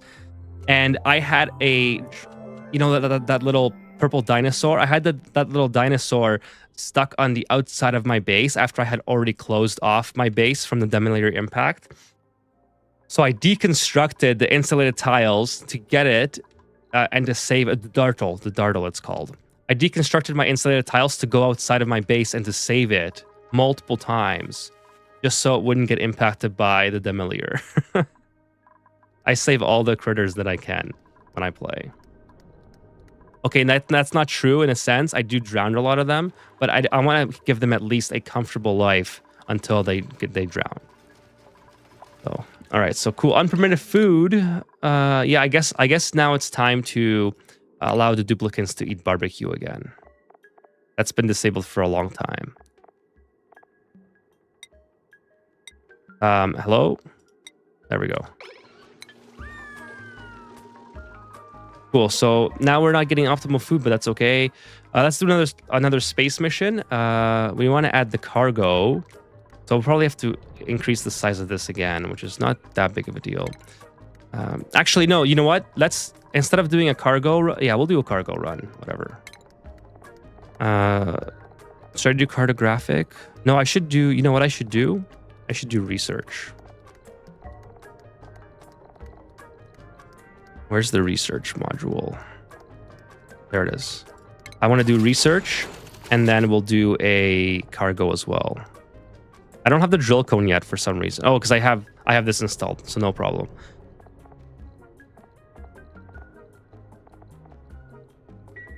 One of my stables is full, 96 tiles, and every single tile is used. Holy smokes. Like, used in the sense that, like, all the critters are trapped. One cycle day 100, and I might be starting again soon. But, you know, a Creative Chaos, that's really impressive that you made it to cycle 100 on your first try. Oh, where did this come from? No, where did the polluted... No. We got polluted oxygen in here. Oh, no. No, chat. This is not good. I mean, luckily, we only have barbecue in here, so it's just the polluted exposure is not ideal. Hey, Chewy, what's up? We're doing your asteroid tonight, Chewy. We will be doing your asteroid. But Creative Chaos, a cycle 100 for your first playthrough is really, really good. Temp is too low. Temp was like it's 40. It's minus 40. That which I had on the previous. Yeah, I froze it again because I put in a lot of mass and I switched it to 50. Then I switched it back to 40. So yeah, I did freeze the carbon dioxide. Once it unfreezes, it should be okay. Let's put it to minus 20 and try to get that figured out. I was wondering, like, where the hell did we get all this polluted oxygen from? That's so weird. But yeah, it's coming all from here.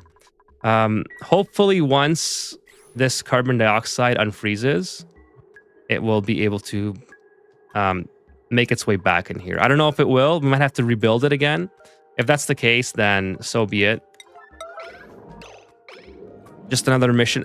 If that's the case, I don't know I was gonna say, I don't know if I'll waste time on stream doing it. I might just deal with the consequences of polluted exposure.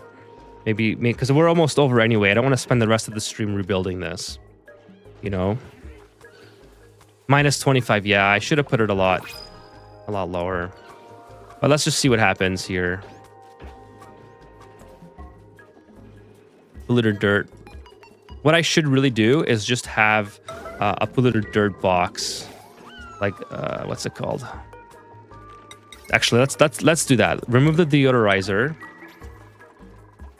Well, I have to put deodorizers in here now because of this. Kind of annoying. Do I really have to, though? It's gonna disappear pretty quickly, I think. Duplicants are gonna breathe it up, and then it'll be fine. There's no germs in here, I don't think. Yeah, there's no germs, so I'm not really concerned about the polluted oxygen.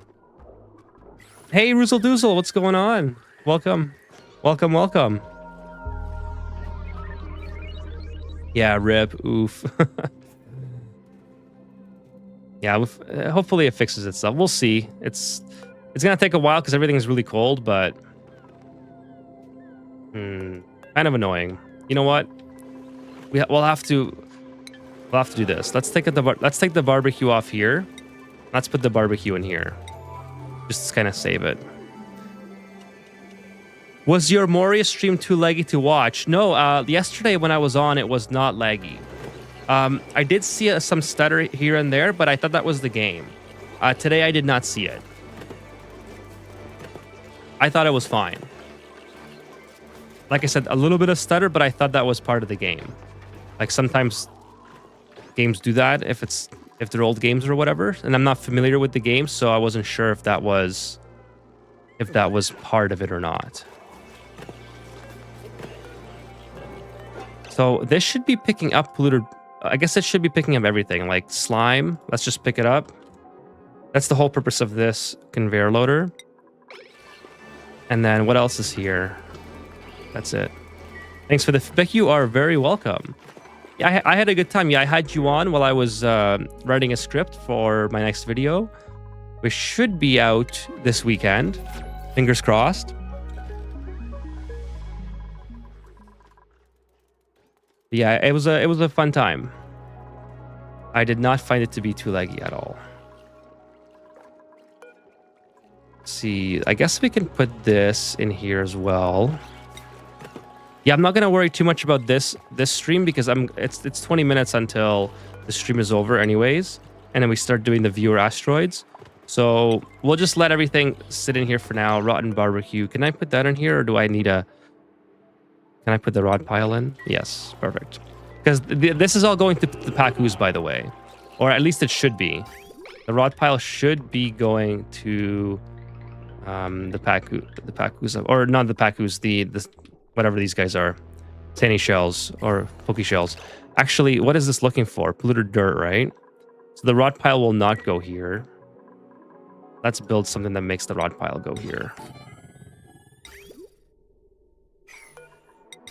Do something like that. I don't know if they're going to be able to finish it by the time this thing gets here, but if that's the case, I'll just cancel. Yeah, it's not going to make it. I'll just pause that for now. So it doesn't reach it in time. Where's the rod pile, by the way? Oh, it's right there. Okay, cool. And then we'll deconstruct all this too.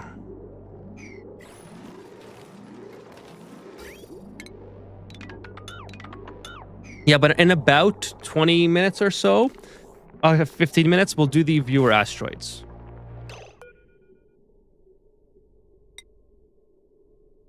Rod pile. Cool. So that should be good. Don't know where it went. It kind of... There it goes. And these guys can just jump it up.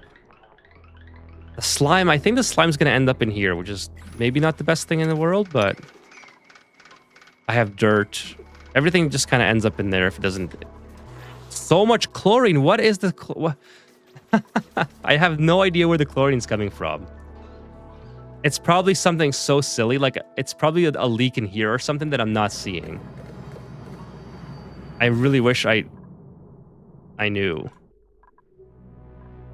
Like I did not have this much chlorine at the start of the playthrough. I had a lot, but not this much. I don't have bleach stone here because bleach stone is not even enabled on this this automatic dispenser. But anyways, let's get another mission, another rocket mission while we can. Just check the insides here. I have plastic.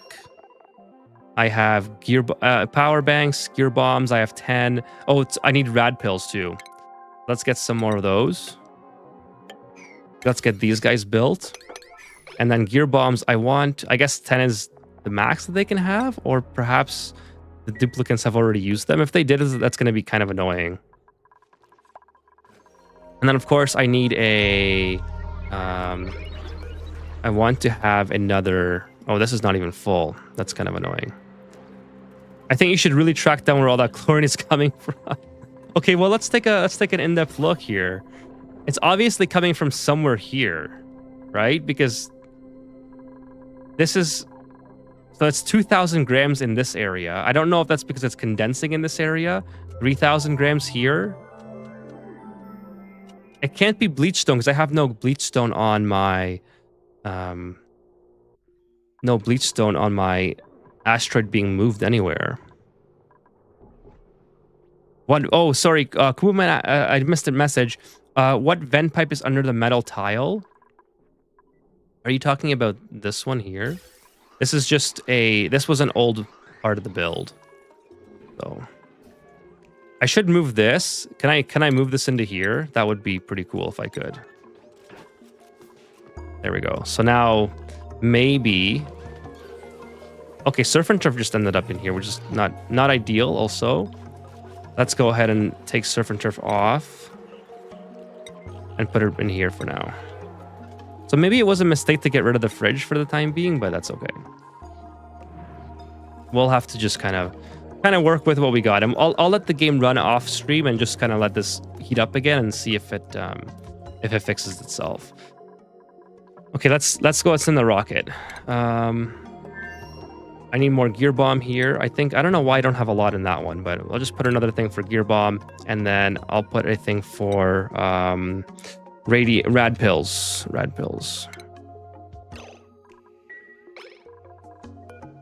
Rad pill and I don't know why I'm still getting okay. The filter's not designated. Gear bomb. More gear bomb. They shouldn't be 10 units. Shouldn't be the max. I don't think. But where can I? Hey, what's up, Mr. Loki? Where can I find it to share my colony? Like to show you on stream. So on my about section on YouTube, click on the about page, and then my email is right there. Or you can alternatively you can join my Discord, which is this right here. Type that into join a server on Discord, and you can upload your save file into the Discord server if it's small enough. Without gas in there, you won't get heat transfer. Well, I have gas. I just have the wrong gas. I have hydrogen, which is slowly cooling down, which is slowly warming up, and I have polluted oxygen, which is also slowly warming up. I guess I should just stop this, to be honest. I don't need this to be on, so let's do that. 0 degrees is fine. I need to get this carbon dioxide warmed up again. Ideally, I would only have hydrogen in here. That's the plan. So if I can't fix this on stream, what I'll do is I'll just vacuum this out, and I'll by building tiles over it. Then I'll open it back up and just deconstruct 2 of these hydrogen tiles, and that'll be. I don't see an email in the about. Okay, let me put it in the chat. I will put my email in the chat. I won't get to it today, just so you know, because I already have 5 asteroids. So I will get you queued up for the next Friday episode. So there you go. It should be in the chat.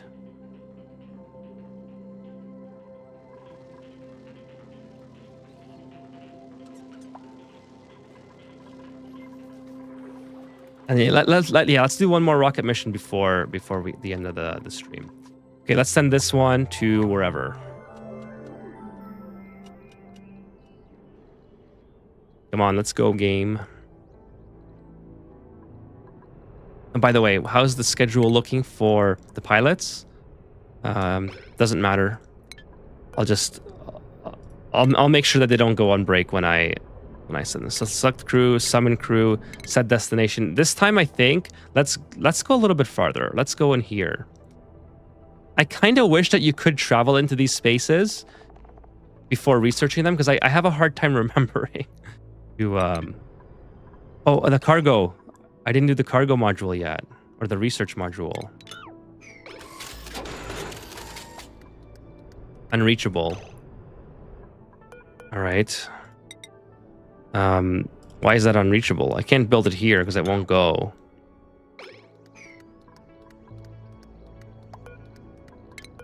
I need a gantry. That's kind of the thing that I need to get. Okay, anyways, let's launch the rocket. At least we'll get some space exploration done. Acknowledge warnings for what? What's the warnings for? Oh, because it's yeah, whatever. No unreachable module. Yeah, that's fine. I'll do a save though, just in case. I processed a bunch of and setting mine, and now already. One sec. Let me read that again. There we go. All the heat's going in there. Perfect. I processed a bunch between sending mine and now already. Yeah, yours is being featured tonight. I assume that there would be more that you guys have done, because if you send it really early, then obviously as you keep playing, you'll get more progress done. Oh, we got stuff melting again. That's more lead conductors. Let's go ahead and build that out of steel. Okay, so our rocket mission is underway. Hopefully, we get some space research. This should be at 9 priority, 5 priority. And hopefully the duplicants don't have any problems. I forgot to give them more oxygen, but I think they should be fine. They do have 20.7 kilograms of oxygen in here and full tanks. I just have to make sure they don't go on break. I cannot let them go on break. Let's move this back and put the brake up here. Actually, they don't need brake. You know what? They're pilots. Pilots don't get brake. You got it? How many times do you stream? Like, when can I expect my calling? Every Friday is the viewer, the community asteroid night. Every Friday. Hey, Steffi says, hey, bro. Thanks for joining, Steffi. Appreciate it. How are you doing tonight, Steffi? Thanks for joining the stream. Yeah, every Friday night is the community asteroid night. So you send in your asteroid whenever you like throughout the week, and we'll take a look at it on Friday. Now, as others have said in the chat, when you send it in early, you probably get some progress done during that time, right? So you can hold off until Thursday, but Friday is when I take in all the emails and add them to the game. Hey, what's up, Mart? Good day, Ethan. Good day, chat. Welcome to the stream. You're just in time for the viewer segment. We're about to start the viewer segment. We're just finishing this last rocket mission. Do they need to be in suits? They don't have to be in suits. I'm just too lazy to make them take the suits off. It's perfectly okay for them to be in the suits. Let's see where they are. They got quite a ways to go, so we'll finish this rocket mission and then we'll start the viewer segment. Yeah, that's the only reason, Mr. Loki, is just I'm just too lazy to take the suits off. Like, it's totally fine for them to run out of oxygen in the suit, because since they're bionic duplicants, they'll get the oxygen from in their surrounding areas anyways. And they can use the bathroom in the suits. So it's totally fine. Actually, they're doing it right now. They have to unplug it, I guess.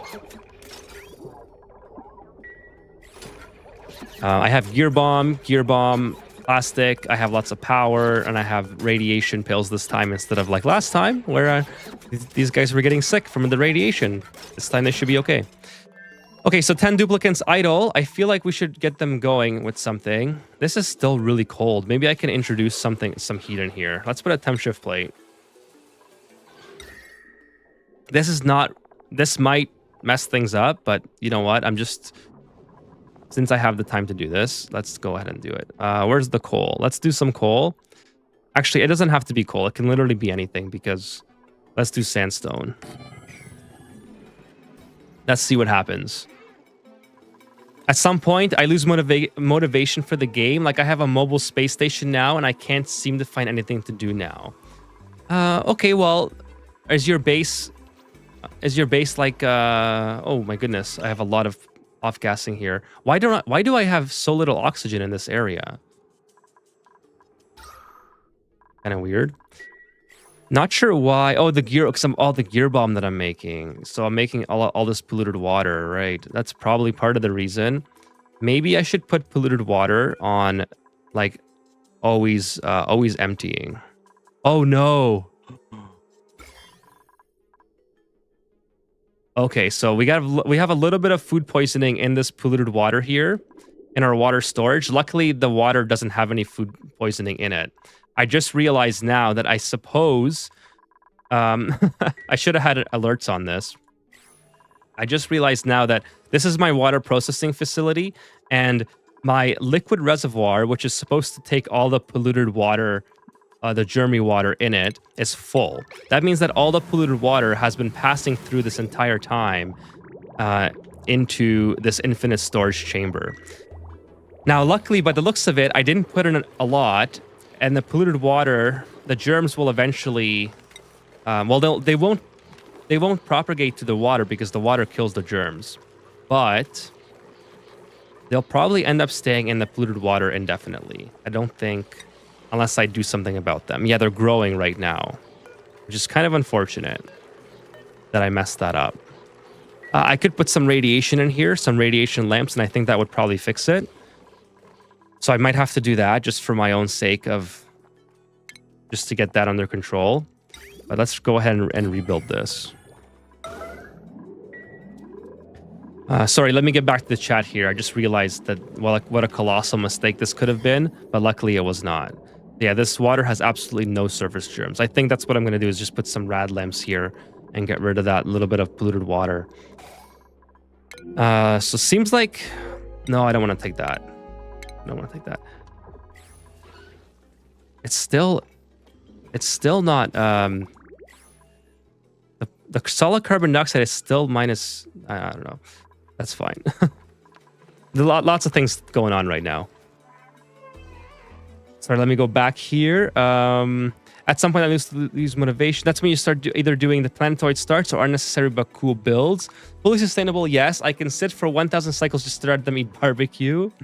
So yeah, I think that's probably the point where, like Roozle Doozle says, if you really want to play the game but you start to lose motivation, you can either do cool builds to try out new play styles, which is I like to do that quite a bit off stream, or start a harder asteroid. Like Verdante is one of my favorites. You can do Oasis.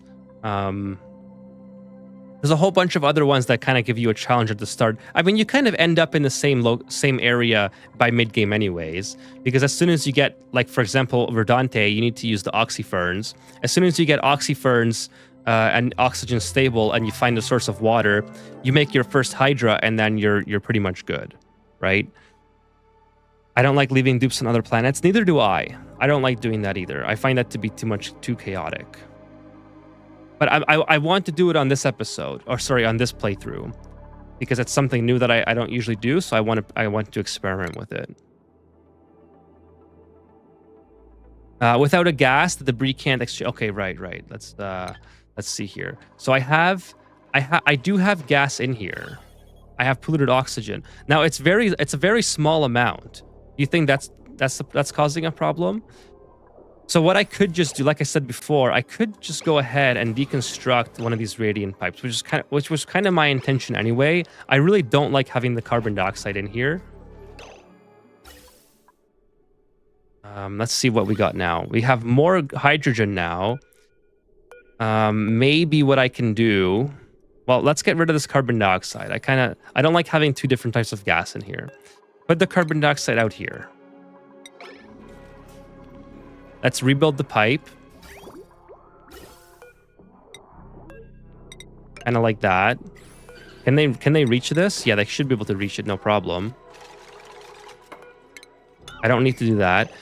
Now, what do we have in here still? Probably polluted oxygen. Yeah, so maybe what I can do... I don't know if this is going to work, so I'm going to do a save here. So I don't have to completely break it.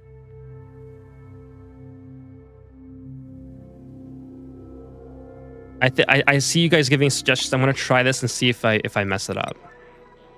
I think if I build this, it should delete the polluted oxygen. And then when I open it back up, it should just be hydrogen in here. William says lunchtime, be right, AFK, be right back. Cool. See you soon, William. Let's see. Up here now should be hydrogen. Right? Now if I delete this tile, it should only be hydrogen. Perfect. That's kind of what I want. The sandstone I can get rid of. Relocate this guy to here. And then now I should be able to start cooling it back down. We'll do minus 25, like the chat said. And I can start putting the barbecue back in here. Now, I do have to add a little bit more, probably hydrogen. I don't think it really matters. I think this is perfectly fine. Actually, I do have hydrogen here, so if I have to add it, it's just as easy as connecting this. There we go. Okay, let's see. I don't like making colonies on other planets. I mined out the entire second planet and left. Went to the lava planet, got nobium, and left. Yeah, I'm kind of the same way. Oh, sorry, Mart. I missed that question. I'm going to get to you in 1 second. I just got Mr. Loki here. So I'm kind of the same way. I don't like leaving them on other planets, mostly because I forget about them. So that's more of a skill issue on my end instead of an actual any other justification. But let's see here. So Mart, what's the use of microchips? Great question. There's a couple uses. First of all, the soldering station, you can make a whole bunch of different boosters for your duplicants, for your bionic duplicants. So that's really, really useful. As far as like beyond that, I'm sure the chat could give you some other advice.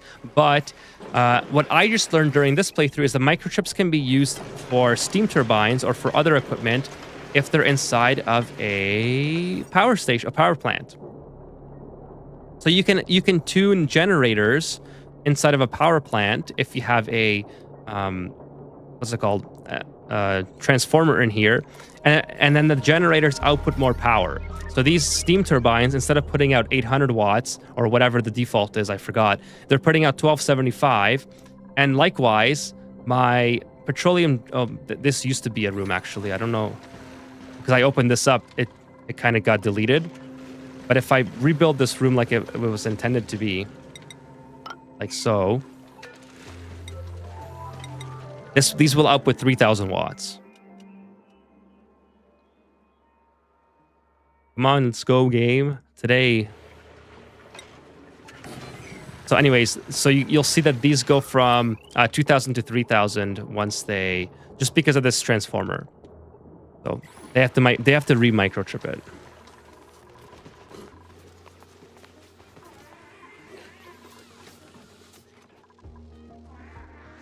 I mean, a new colony entirely, like a new save, says Ruzel Doozle. Build a brick in the PO and it should delete. Yep. So I knew you guys were gonna mention. I tried to do it without without intervention that time. I have a lot of, what's off gassing here? Oh, it's the polluted water. Okay. Yeah, I should probably get rid of that polluted water here. Relocate to here, I guess. I should have just swept it. Where's my rocket? The rocket can keep going. Actually, let's bring the rocket back. It identified what's in here, but I can't collect anything anyways because I don't have any cargo base. Let's bring the rocket back to make sure that we don't run out of stuff. And then we'll start the viewer asteroid segment. We have a lot of data banks anyways, which is like the main thing that I need to keep going through the research, the tech tree. Hey Alex, what's up? Question: any particular reason chlorine wasn't used in the deep freezer? It takes longer to cool down, but will retain cold better. Yeah, it's just a convenience factor. So hydrogen, I already had hydrogen here with the gas pipes. So it's easy to just disassemble the gas pipe and have the hydrogen accumulate or take over that space. The reason I had carbon dioxide before, I think, was just coincidental because as I was building this and trying to trap the gases inside, I think there was a lingering piece of a lingering block of carbon dioxide. So it wasn't anything in particular that, like, I would never want to have two types of gases in there. I think that just causes a whole bunch of problems. I would much rather just have hydrogen. But yeah, it's chlorine, carbon dioxide, hydrogen. They all kind of work the same. I'm not really particular about the amount of heat or amount of cooling that I'm getting out of the gas. I'm more concerned about just having one type of gas. I don't like having two types of gas in my freezers. Creative Chaos says, oh my god, this is going to be so horrible for me today. I'm just going to put it on 3-speed and sit back and watch what happens now. You should stream it. That sounds exciting.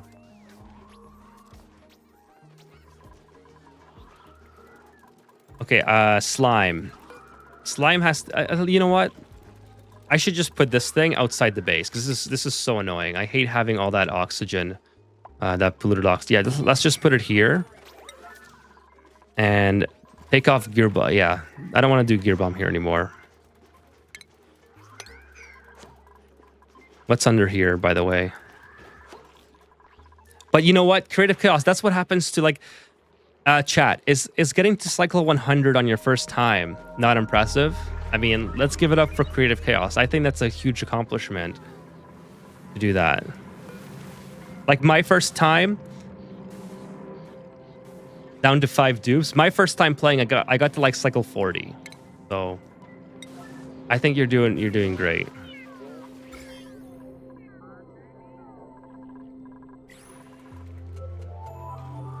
You should send in your asteroid, Creative Chaos. Maybe we'll try to fix it.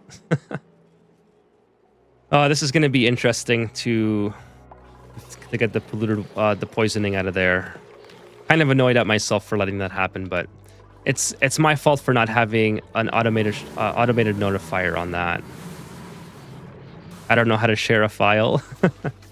It's okay. It's really easy. If you want to share it, if you Google it, you'll get to it. You'll get to the destination on your computer. Everyone has the same destination usually, and you can just send me the email if you like. Okay, so all this chlorine, I still don't know where it's coming from. We didn't really do a lot of investigating to find out, but I don't know. I'm just gonna live with the fact that I have a bunch of chlorine here. William says, okay, back. Yeah, we're almost starting the viewer segment, William. I'm just waiting for my spaceship to land in one cycle, and then we'll start the viewer segment. It found harvestable resources, egg-shaped rock, which is kind of cool. Copper ore, molten iron is interesting. Office mug, and the modern art piece. Nothing too crazy just yet. It'd be interesting to find something like fullerene, actually. Oh my goodness, this doesn't even have access to space. I'm glad I didn't have a meteor. There's no power wire. I totally forgot that I built this, by the way. And I haven't gotten impacted yet. That's kind of crazy. Okay, this can be deconstructed. Basically, yeah, this wasn't doing anything at all. Holy smokes. This is so funny. I was one meteor shower away from having this area just absolutely destroyed because I didn't connect this. I can't believe that. That's hilarious. Okay, let's go ahead and get rid of all of this. And then I guess we'll just empty the petroleum here. Try to cool these down a bit. It's going to get very, very hot. These might start overheating. I might have to build them out of steel. Actually, this one's already overheating. I don't even think I really need them, to be honest with you, because what are these doing? Yeah, these are doing bunker doors, I guess. I don't need this one. This one can just go.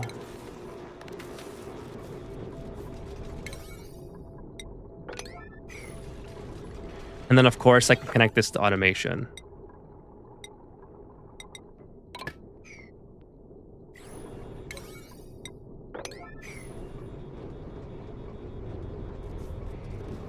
Foamy says, oh crap, I just fed water to my oil refinery and a bunch of stuff broke. Be right back.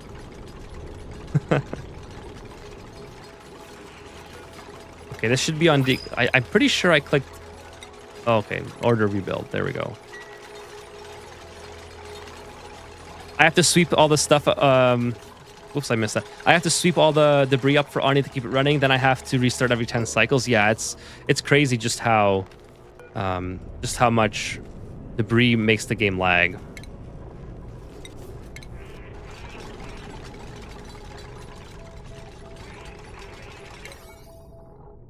I have to do a sweep here pretty soon as well.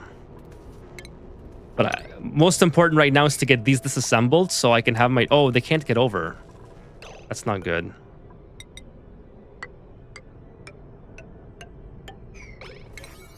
Because if I have meteors coming, they're not going to take care of it, so...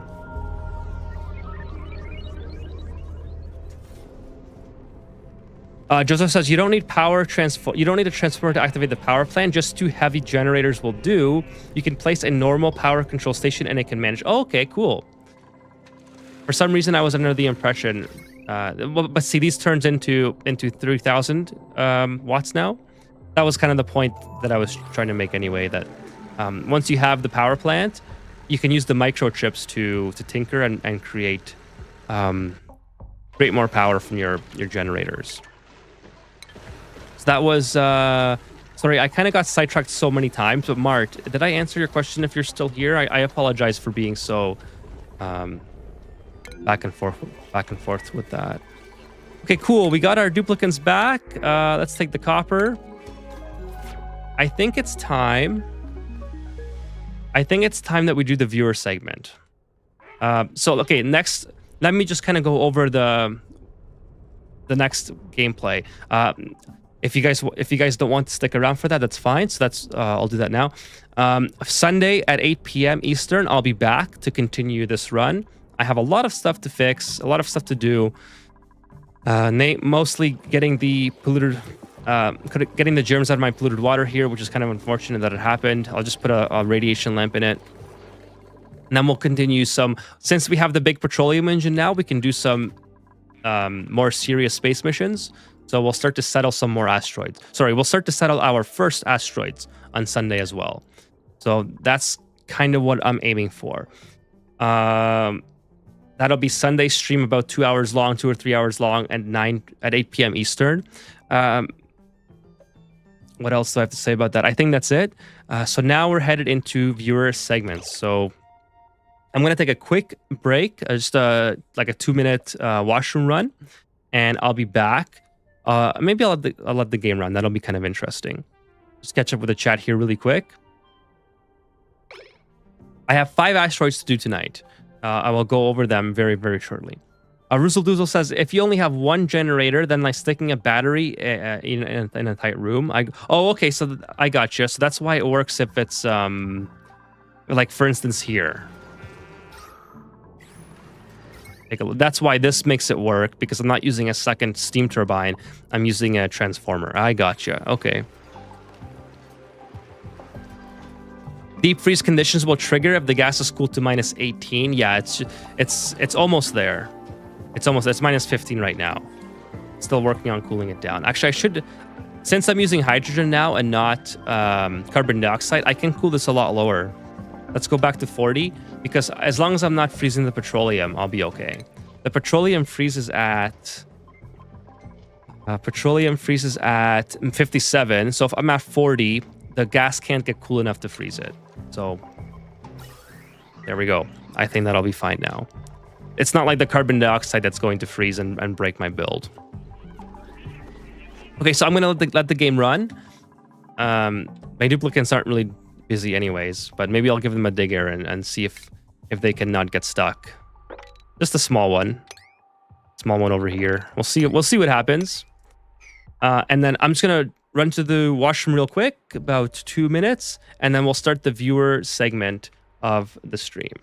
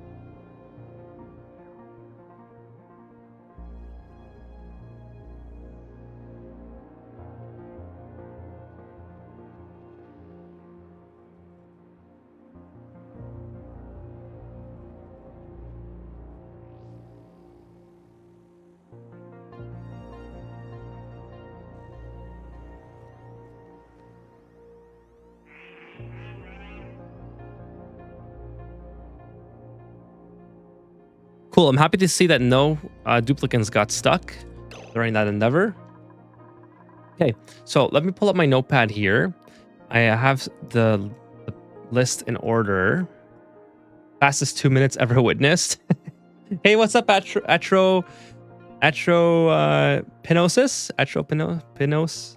Pinosis? Fastest 2 minutes ever. Yeah, it's pretty quick, but it was good though, because ready for the next segment, and duplicants didn't get stuck. I was almost anticipating for them to get stuck somewhere, although I suppose there was no way for them to get stuck on that very small dig errand that I sent them on. Okay, so we have tonight we are doing, yes, exactly. I'll go with Atropina though. Atropina. Am I saying that right? Atropina. Thank you. Welcome to the stream, by the way. By the way, guys, if you're here tonight on YouTube, consider liking the video. That can help me out a ton to get it into the algorithm of more people's sub boxes. 54 viewers tonight. Really good stream. Twitch, really good stream as well. Usually I average about 5 to 10. So I'm glad that you guys are here. If you're not followed yet on Twitch, I play Oni 3 times a week, Fridays, Sundays, and Wednesdays. And I have a ton of Oni videos on my YouTube channel, which is down below here. So if you're watching on YouTube and you're a lurker, check out my Twitch. If you like watching live streams on Twitch. And yeah, so now we are starting. If you guys, if this is your first time here, we are starting a segment called the Community Asteroid Night, where people submit their asteroids to me on my email. Or sorry, I'll get to your message in 1 second, everyone. So if you go to my about page on my YouTube, you can find my email and you can submit your asteroids. Whether it's for something cool that you want to show off, or if you want advice on your base or your playthrough or whatever. If you got something to show off, send it to me. Every Friday we do this segment. It's been going on for over a month now. I have a lot of fun doing it, and it's sometimes it's longer than the gameplay part of the stream. So it's a lot of fun. If you guys are into that, send me your asteroids. Okay, Mart says, can you use bionic dupes to make steam turbine more power? Yes, that's exactly what I was doing on here. So I had some bionic, like you can, okay, so you can have a microchip producing building. I actually don't have one. It's called, I forgot what it was called. It's chip something. I don't know. I don't know what it's called. I've just had my duplicates sleeping. So I have a whole schedule for sleeping duplicates, which I no longer use. But if the duplicates sleep, they produce microchips, and you can use those microchips for tinkering with the steam turbines. So yes, you can, Mart. It's I just learned about it on this playthrough actually, so I'm not too familiar with the building name, but you can just have your bionic duplicates sleeping. How do you get more skins for buildings and wallpapers? Yeah, just by playing more. So if you're talking about blueprints, like these things right here, I think it's every 3 hours or so, another one unlocks. Or maybe it's every 1 hour. I kind of forgot which one. If you're looking for the mod that, like if you're using for specifically the designs that I'm using here, this is a mod called True Tiles Pack. And I have that in the description of my YouTube video. So you can look at all the mods that I'm using there. You get a new blueprint power plant. Standard duplicates give you yeah, okay, there you go. So Foamy says standard gives you the generator trims as well. Power control station, that's the one I was trying to think of. Power control station, that's the one. Yes, this produces microchips as well. So you can plop this down with standard duplicates and they can produce microchips from here, I think. They need a skill, I think, mechanical engineering, maybe. Let's see what it says. I've never used this, like I said. I just learned about this on this playthrough.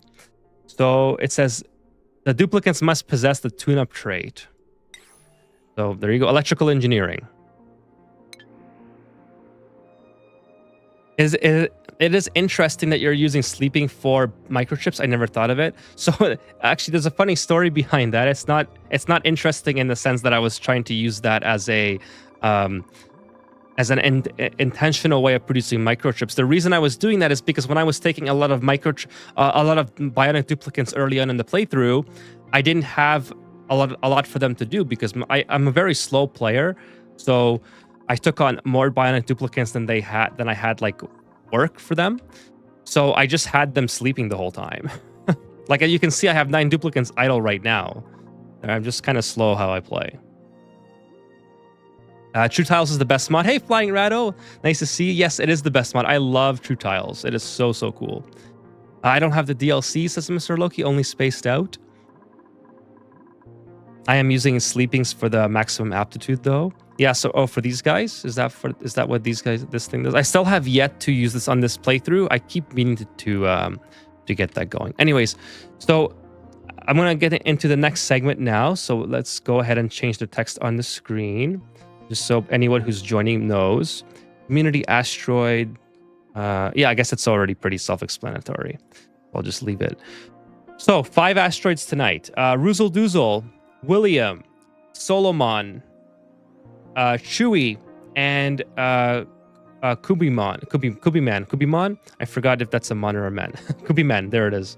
So those are the 5 people that we have tonight. Bigger camera zoom and custom speed is a game changer though. I don't use custom speed, but yeah, the bigger zoom out is. So let's go ahead and get Roozle Doozle's asteroid up.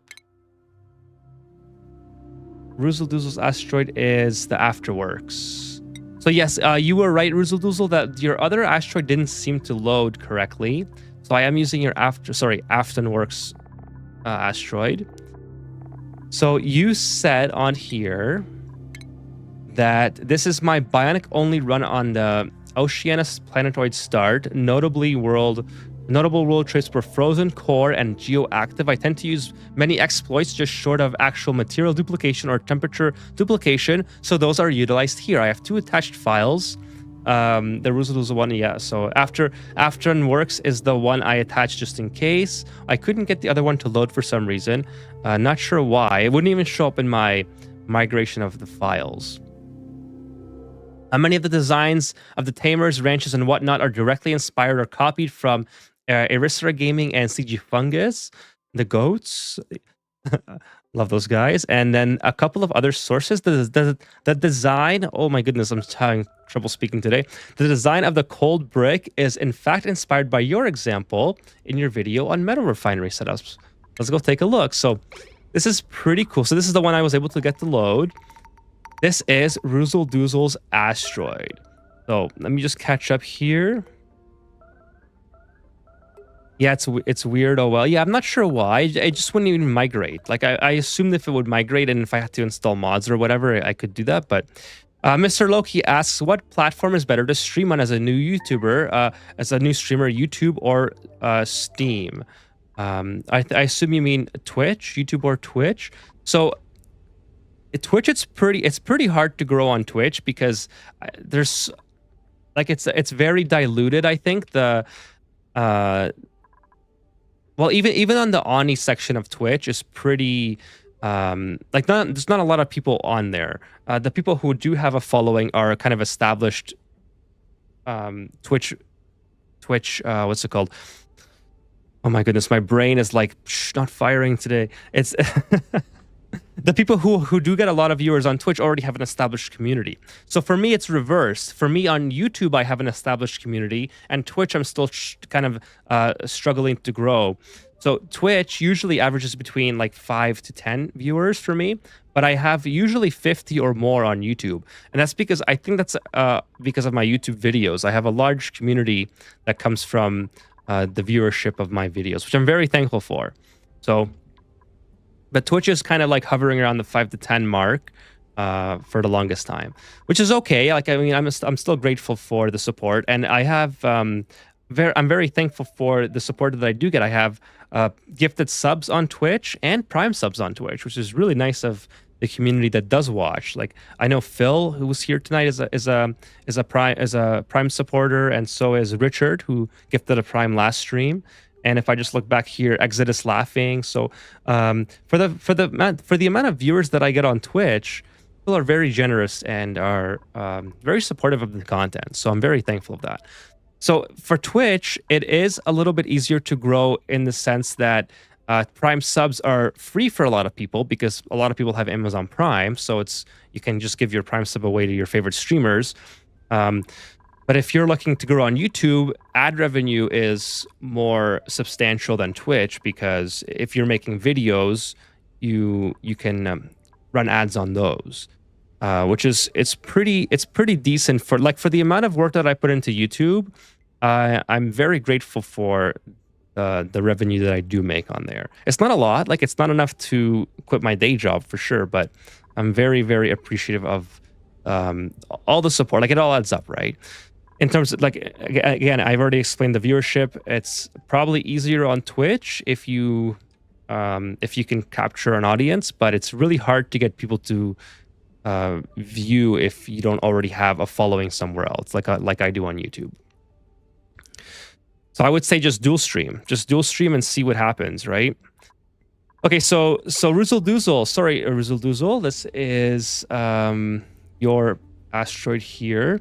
So this is pretty far along, 470 cycles, 80 hours in almost, and a lot farther than my progress for sure. Like, they already have all their asteroid basically dug out, which is pretty impressive. I'm at a cycle like 1200 or something, and I'm still just over like a 2/3 dug out. Oh, you were just asking about people watching. All right, well, if people watching is your concern, I would just do dual stream. You can do a dual stream for free. Just use restream.io, and then you can take the load off your CPU and your GPU, and then the website does it for you. Flying Rado says your content on YouTube is great. I learn a lot from that. Thank you so much, Flying Rado.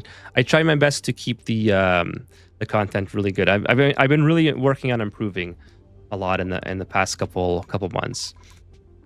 And that's kind of indicative of how the videos have slowed down. As the videos get more quality, that slows down a bit.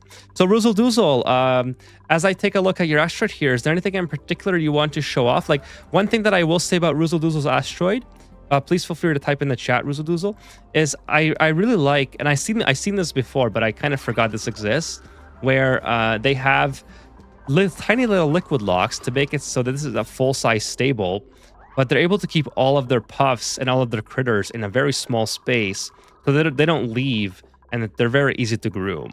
So I think that's really cool. I think I might start incorporating some of that at some point. And of course, I've talked about it before. I really like the gunk. But that's a pretty cool way, and I kind of like how that works for all the critters. I think there's another one that I've seen where, I like this one too, the slicksters. They're doing a lot of meat production with the slicksters coming out of... I like the sounds that they make. With the Slickster farm here, the Drekos. You want me to look at the Drekos? All right, let me find the Drekos. By the way, petroleum boiler, pretty cool, pretty cool. Slightly different than the one I'm using, like in terms of how this area is set up, which is again just kind of speaks to how universal the builds are. How you can manipulate the builds in Ani to your liking. I think that's one of the best things about the game, is that you don't have to like do the same build over. But this is a similar one that I think CG Fungus made, the petroleum boiler, or maybe it was Francis John. Either, I forgot who it was, but I used the same type of petroleum boiler with slight modifications. So I like it. I like the petroleum boiler that looks like that one. Sorry, the Dreco. Looking for the Drekos here. Let me see if I can find them before you tell me on the chat. I know that your Drekos... Oh, here's their hatches. So same idea with the hatches. I've seen people do this before too.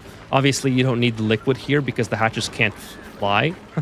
But yeah, so the stables are 96 size, but all the hatches are in a very small space. So they don't have to take long to be rounded up and groomed and whatnot. Okay, the Drekos. Yeah, the principle as the same principle as the compact wrench, except with the lock. Exactly.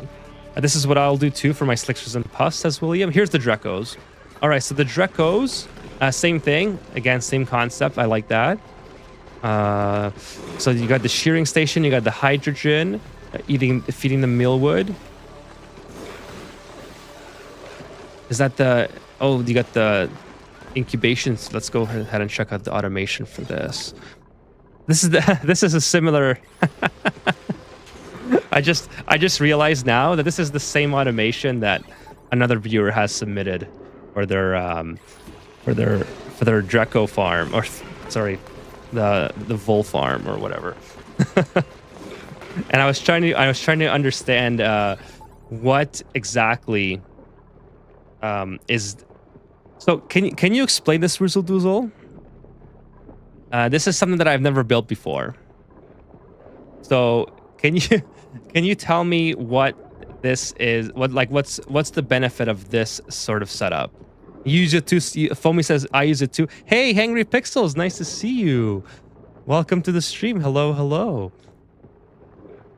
Unfortunately, it's I know you've talked about this before on your stream, Hangry, but every time you stream, I'm already in bed, so I'll see the notification that you that you started streaming, and then I'm like, I'm already in bed, and then when you are streaming, it's and I'm up late, it's usually conflicting, so I never get a chance to see you on your stream either anymore. But I always see you online, you know, here and there, and I'm already in bed.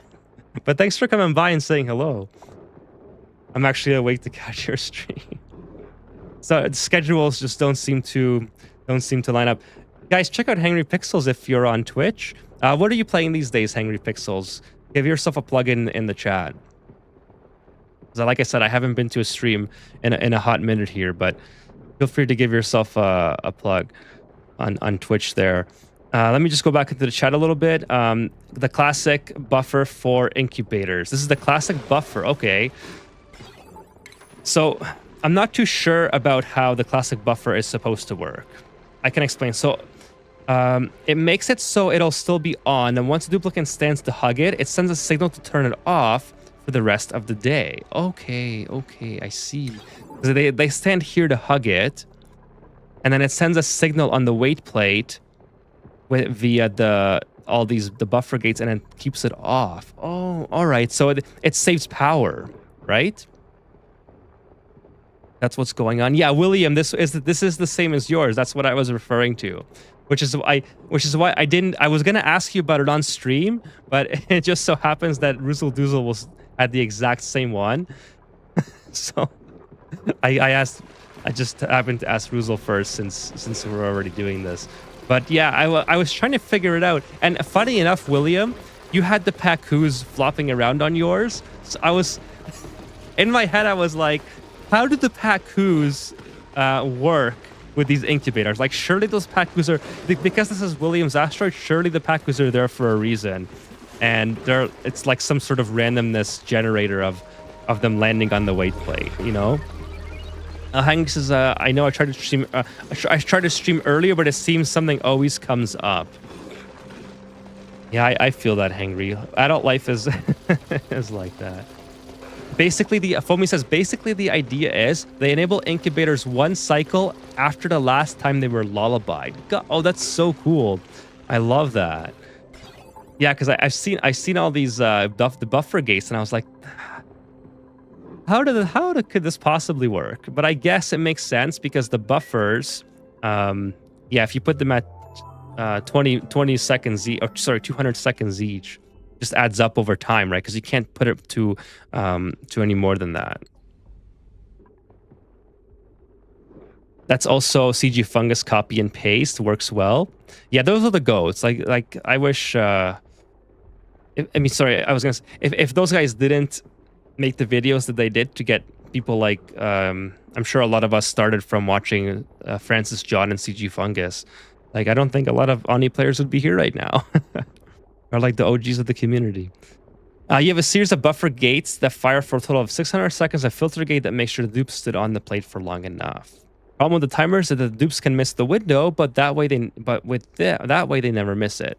We were doing, so Hangry says they were doing Minecraft, and last week it was Escape Simulator.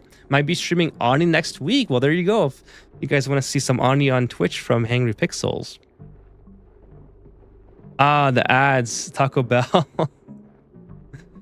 Except the first is polluter, yeah, the polluter dirt is on the sensor. So it's kind of just always pressed down right now with the polluter dirt.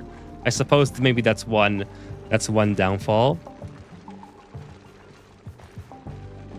I can't use these cool things because I can't have this many critters. Oh, I feel you, Mr. Loki. Like, you can see how the game is like just started to lag when I zoomed out a little bit. This even on my PC, like, this many critters tends to make it lag every once in a while. So I try to limit, especially the flying critters that I have. Like, luckily, the way Roozle Doozle has their asteroid set up, these critters can't go in very many spaces, but they still, I still feel like they contribute slightly to the regular lag that I have. So I try to avoid having flying critters on my asteroid. I use the incubator to speed up the Paku growth. The Binge Eater does not help. But I just love the absolute amount of rad shine bugs without the big builds. Yeah, I like the shine bugs as well. I remember nothing about Oni, so it'll be pretty much a first playthrough. That'll be interesting. I just had a viewer in chat who got 100 cycles on their first playthrough, which is pretty impressive. Hey Bertha, I started off learning from Crypta Fox and Brothgar. I haven't heard of them. I've not heard of them, but that's awesome. I do think I might do some research reactor soon, not for the RAS, but for the power. Yeah, I want to do that as well. A couple of my viewers have sent me those before. William, I think Jim sent me one. Stringer had a really cool one. So a couple of my viewers have inspired me to do one as well. Alex says, I put my timers on incubators, 50 to 550 green and red work just fine. The trick is to sync the timers on multiple incubators. See, I'm more of a basic. I'm more basic when it comes to my incubators. I just put them on constant power. Actually, that's not true. I do have some automation. If the critter farm is not low on critters, I keep it disabled. But this is really cool. Like I would have never figured this out on my own if I didn't ask you guys in the chat of what you were doing here. Brothgar is very old. I thought he quit. There's a name I haven't heard in a while. Yeah, I haven't heard of Brothgar. I'm not trying to be disrespectful to the OGs of the community, but CG Fungus and Francis were and Magnet were the only ones that I watched.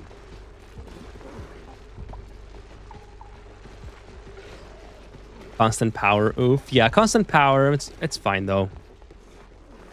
I don't mind the constant power if I have petroleum generators or geothermal.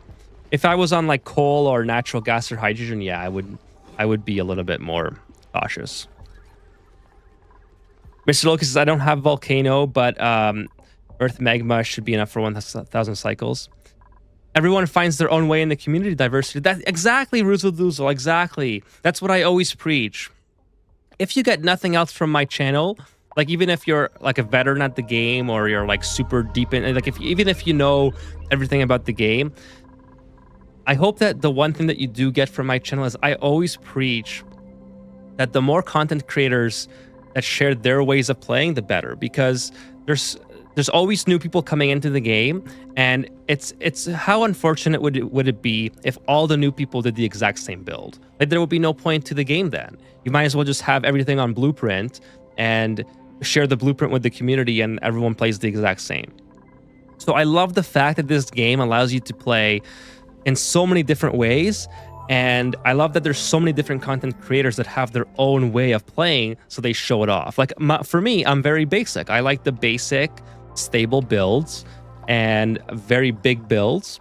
Like builds like this are like exactly my type of thing. Like Roozle Doozle's here, where everything is like symmetrical, like very big and spacious,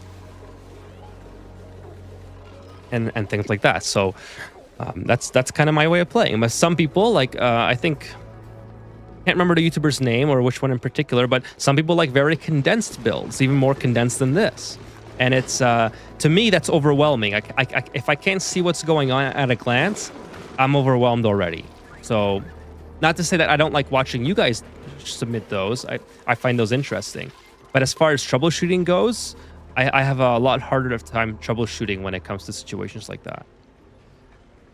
12 volcanoes and a lava for metal and a lava. On this one, or are you talking about yours, Loki? Sorry, I must have missed the message there. Oh, sorry, I did miss the message. I don't have a volcano, but Earth magma should be good enough for 1,000 cycles. My PC won't be able to handle it anyway. Everyone, Okay, I see. Okay, I got you now. Hey, trauma therapy, what's going on? We have a lot of Echo Ridge. Learn stacks from him. I got a certain type and just stare at a screen. Yeah, exactly. Like Echo Ridge. I haven't watched a lot of Echo Ridge. I know he's pretty big. I've probably seen 1 or 2 Echo Ridge videos, but yeah, you gotta. Oh, these guys are mad as hell. I like that. Look at these guys. The oak shells. I've never seen oak shells mad before. That's kind of interesting. They're just the little guys. Yeah, I guess the little guys don't get angry. That was sort of where I was what I was alluding to in my other playthrough there. Anything else that you'd like to show off, Roozle Doozle? I really like your how dug out and spacious your base is, and I liked your colony here. Like there's a lot going on. You did say that the industrial brick was inspired by mine, which it does look like it's inspired by mine. It's very spacious and very big. It's exactly how I would design a brick. So I appreciate you giving me that the kind feedback. I of course I love this where was it? Or the puffs. Oh, like this setup here that you have for the critters, and to make the room size stay the full stable 96, and then just have like 4. I guess in this one you only have 1 on this side, but you have multiple on this side. I love that you have like everything is very efficient in your playthrough, and that's what I was again alluding to, is that this is a very like efficient way of doing a build like this compared to how I like to do them. So it's always fun to see what other players come up with. Bertha is like before spaced out. Really? That's how old they are? Wow. My opinion is if it works, you have succeeded. Exactly, Henry. That's exactly how I am in my playthroughs as well. Alex says, not many of the OG Oni players still put up videos regularly. I learned from them. I've been playing Oni since early 2018, almost exactly when the game came out. I think 2017 was when the game was in early access, right? I didn't have the game until I think 2019-ish. I always forget the times. Like I should just go back and check my Steam, but I'm pretty sure I've said 2019 or 2020 multiple times before. Check out the sport the sport chids in the cold brick. The sport chids. I guess I can just find them with this. I saw those. Oh, here they are. This is the one, right? This is the hot. Okay, that's not a cold brick. I've only had 1 sick dupe so far. Let's see if I can find the other ones. It must have been that one. Oh, here it is. Here it is. So the sport shids, they give plus 20. Do the sport shids do anything else besides, like, is there any other benefit from them besides the core value? I've never used them before in this situation. A single house plant with some seeds increases the core even when empty. That's probably for the arrow pot. Must be hung. That's the arrow pot.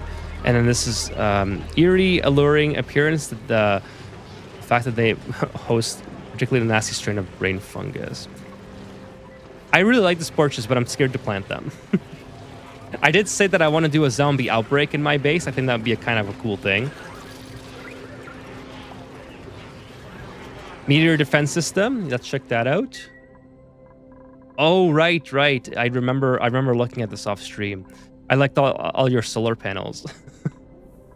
I should probably dig this out for you. You got a whole bunch of stuff here. Your RoboMiner got entombed. Like I think that the amount of RoboMiners that you have, particularly like the fact that they're all perfectly spaced to make it like obviously work, is impressive. I've never done that before in a space biome. I like that. And then of course all the solar panels. How much power are you generating from, by the way? I guess right now they're not working at full capacities. 80 watts each, maybe 85 watts each. 95. They get. I guess it depends where the sun is, but so quite a bit of power just from the solar panels alone. You could probably power half of my base with that, maybe 100. Well, maybe not half. Only 150 watts each, so a good portion of it anyway.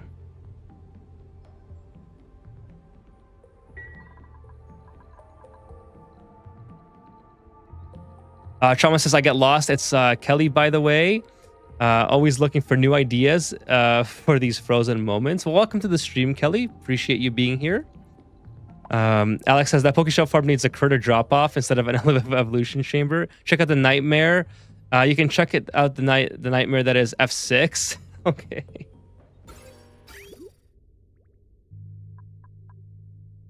Nightmare. This looks amazing. F6, right? Yeah, F6. Like, I was looking at this earlier, and I was kind of wondering at first, I didn't know how cold this asteroid was.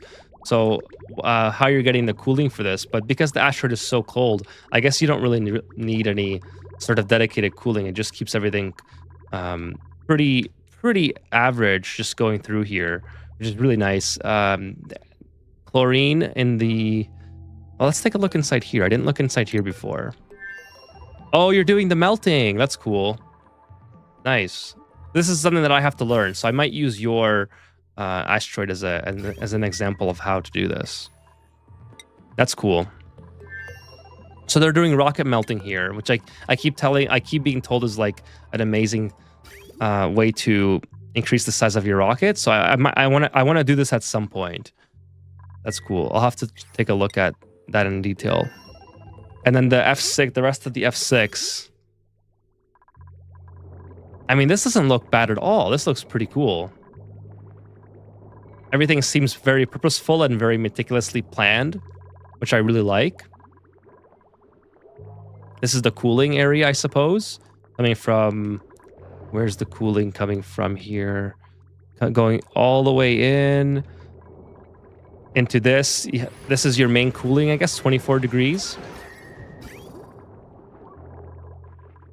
Your main cooling loop goes through everything, and then you have this area cool. Your cool brick, and keeping your base the perfect temperature here.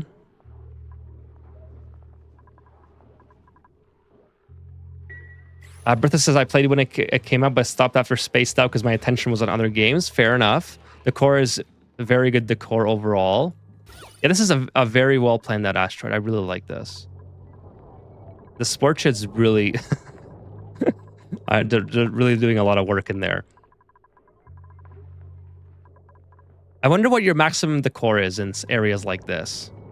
800! Holy smokes. 800 just for the sports alone.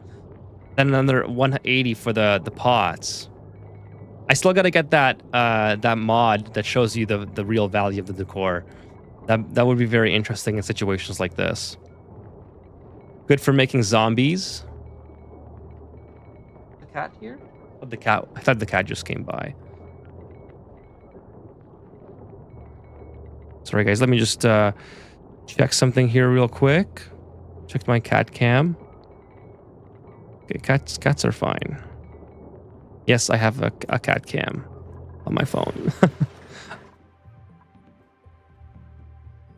There's a monster radius if you're not bothered to enclose them. Yeah, the radius is what was it? I guess 4 tiles. There was something else that I was looking at that had a lot. If someone's suffocating, that's okay. Solar panels, yes, solar panels do work under mesh tiles. The base is in, yeah, this base is really cool. There's a lot that that you can learn from a base like this. Like I said, I particularly like the layout of the water piping, of the liquid piping. Everything looks very purposeful and meticulous. I like bases like this. It looks really cool.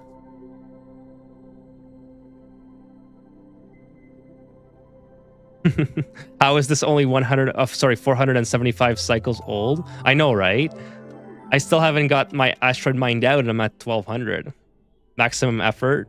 You want to see Nightmare? You should see my shipping overlay. Shipping looks, on this one in particular, shipping doesn't look too bad on this one. I know it's Foamy saying that, but just wanted to check the shipping. The way I melt my rocket was popularized by Tab Yuriko. Another name I've never heard, Tab Yuriko. The water management with the SPOM gets messy later in the run when I try to adapt my Geotune water geysers. Let's take a look at the... here's your your SPOM or Hydra.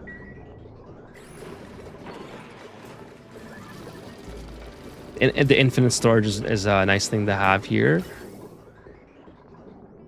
And then you have your water coming in from, oh, the polluter. Okay, cool, cool. Mr. Loki says, I am confused. You have the whole planet mined out, fully furnished, spaced, so many builds, and like a giant critter homes, only 475 cycles. How?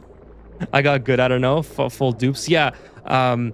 Bio dupes are amazing. William uses that on them a lot as well. He preaches a lot. But Ruzeldoozles is very impressive in that sense. Like the bio dupes are like amazing. They just keep going. As long as you can provide power and oxygen for them and gear bomb, they don't have to sleep. They just keep going. Okay, I'm pumped now. I'm going to start a new colony. Says Mr. Loki. Right on. That's awesome, Ruzeldoozle. You've inspired Mr. Loki there to start a new colony. I prefer lead suits over normal Atmos suits since the plus 10 strength is way more useful for building than plus 10 excavation. Yeah, especially when you've already got it mined out, for sure. Absolutely. I don't have Bionic DLC, but this still looks amazing. Yeah, this is great. Like Bionic dupes are super OP once you learn how to use them. I'm still not quite there yet, and for the early game, like I would still really struggle with the early game, but like Ruzeldoozle did a fantastic job here. It looks so organized, says Hangry. Absolutely. Hey, what's up, Olcan? What's going on? Long time no see. Sorry, no worries, Olcan. Thanks for stopping by. Appreciate it. Oh, I know what that was that I felt. I thought the cats were below me, but it was one of my wall panels fell. my foam wall panels that I use for sound. Need to buy the DLC now. Do it. Yeah, if you're able to, yeah, go for it. The Bionic duplicates are an awesome DLC. It's really good.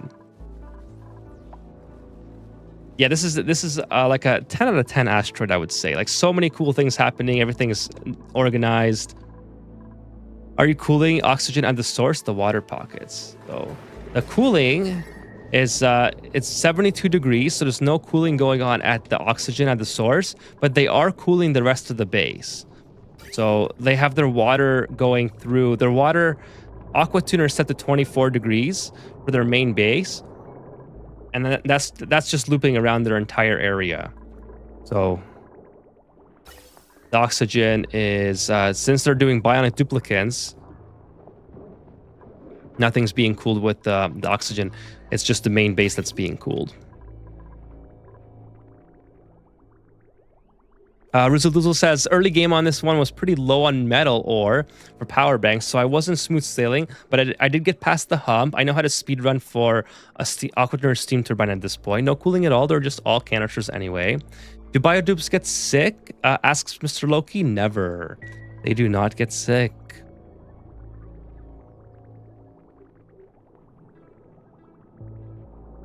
Ruzeldoozle says yes, but only if they breathe from canisters and always wear suits. It's very rare.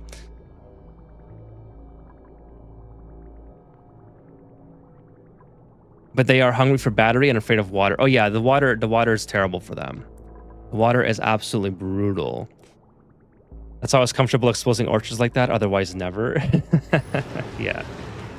A lot of sporchid germs there. Am I saying that right this time? I know I got made fun of last time for saying that wrong.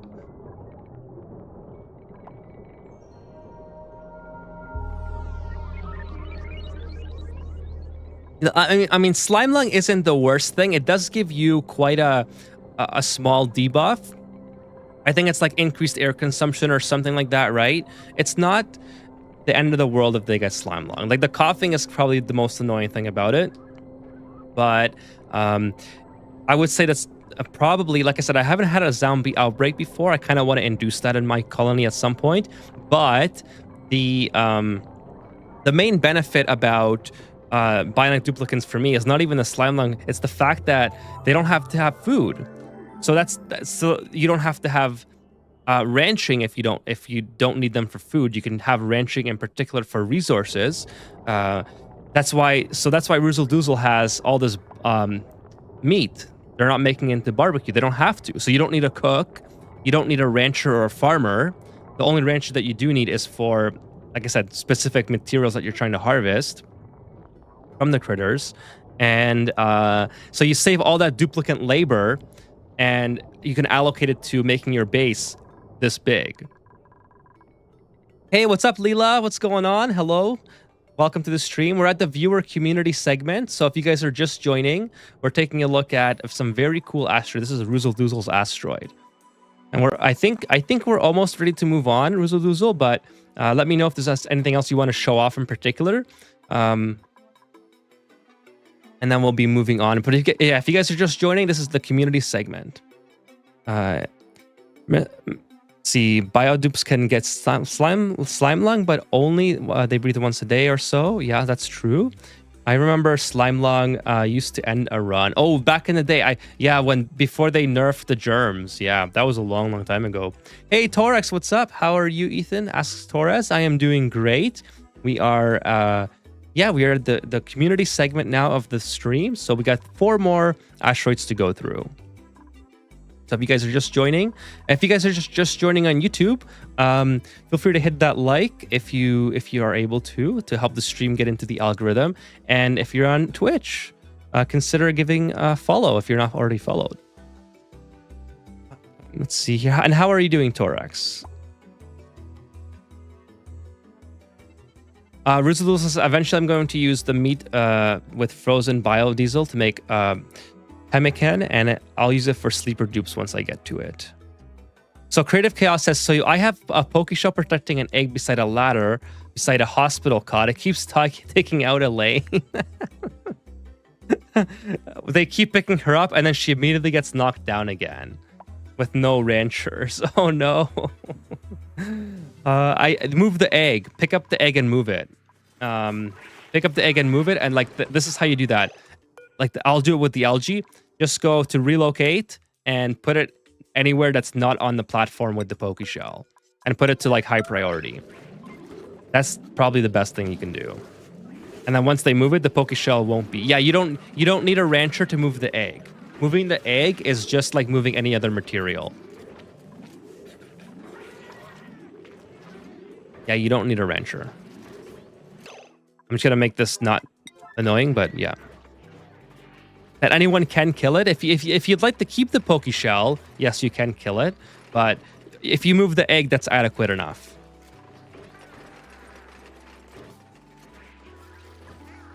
Hey, Skipsy, what's going on? Why no rancher? They're very new at the game. They were just saying that Creative Chaos was just saying earlier in the chat that they got to cycle 100 on their first go-ahead. So that's super impressive, I think. My first time playing, I did not get to cycle 100. Carnivores is easy, Ethan will tell you. Yeah, the next asteroid is pretty good. Well, we're doing Williams next. He has a good asteroid coming up. I always wanted, yeah, rancher for sure. But when you're new, you're still learning the game. You're still learning the ins and outs. So you might not have a rancher available to move the Pokeshell. So you can just move the Creative Chaos. I accidentally killed like 7 dupes 10 cycles ago. Lacavor is harder. A few of them had ranching skill. All right, so Roozle Doozle, I think, yeah, the Biodupe had slime lung. So I think we're good. Can I move on from yours, or is there anything else that you wanted to show off just before I? Oh, sorry. I said like 3 things to check out. Did I see those 3, or did I miss that message? Sorry, Roozle Doozle. I'm just gonna go back here. Yes, you did say 3 things. Sorry about that. Let me go back and look. I'm looking back in the chat now. The only other thing I had to note is the metal volcano tamers or my power grid. Yes, I did not take a look at your power grid. I apologize. Okay, so the power grid. I actually didn't even look at this off stream, so I apologize for that as well. Again, just very neat wiring. Like it's very, very impressive how neat everything is. Way neater than what I can say for my asteroid. You have a spine that goes all the way around the exterior of the asteroid, and then you have the conductive wires and a couple spines that come in for your power producers. But very, very neat. Then the metal volcano, you said. Let's see here. The metal volcano tamers. Let's go ahead and see that.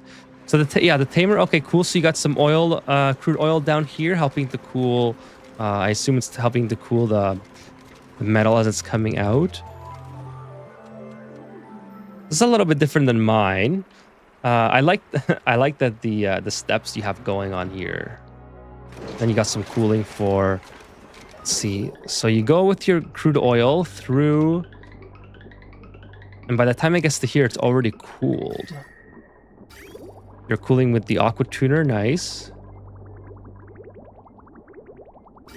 And then you're dropping it at a very respectable 17 degrees. I like how the water's. I like your water, your pool of water. A whole bunch of gunk down here as well. Is there any more? Yeah, this is another one. Same idea. So the metal, you got a whole bunch of crude oil in here.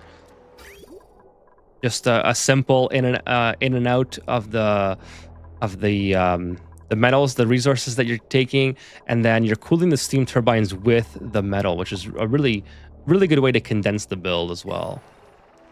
What's the temperature coming out here? 20 to 30 degrees basically. It's another really simple condensed build.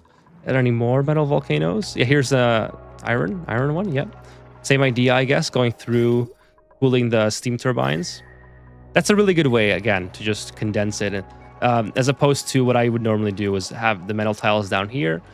You just condense it all into one, and it seems to work really well. What else? And then you mentioned the. Where is it here? So many messages. Thank you guys for all your support here. The count on the Slickster overflow, it gets super high before I last purged it. Slickster overflow. So yeah, it's the count is so high that my game is like coming to a halt here. It's 227 Slickster eggs. The overflow down here, 150, 150, 60 basically. Oh, you have multiple 150 stacks. So if I pause it here, you have 200. Oh, it's still going up. It's still going up. 308 Slicksters. And then you have +4, +1, +1. 7 Slickster larvae, 21 Slickster larvae, and 1 Slickster larva. Holy smokes, that's a lot of Slicksters. And then you have more here. That is hilarious. And then, yeah, like I said, 228 Slickster eggs. And then that's not even counting all the ones you have here. So you probably have, how many per thing? Can you have 8? I assume it would be 8. The RAM is crying on Slicksters. Yeah.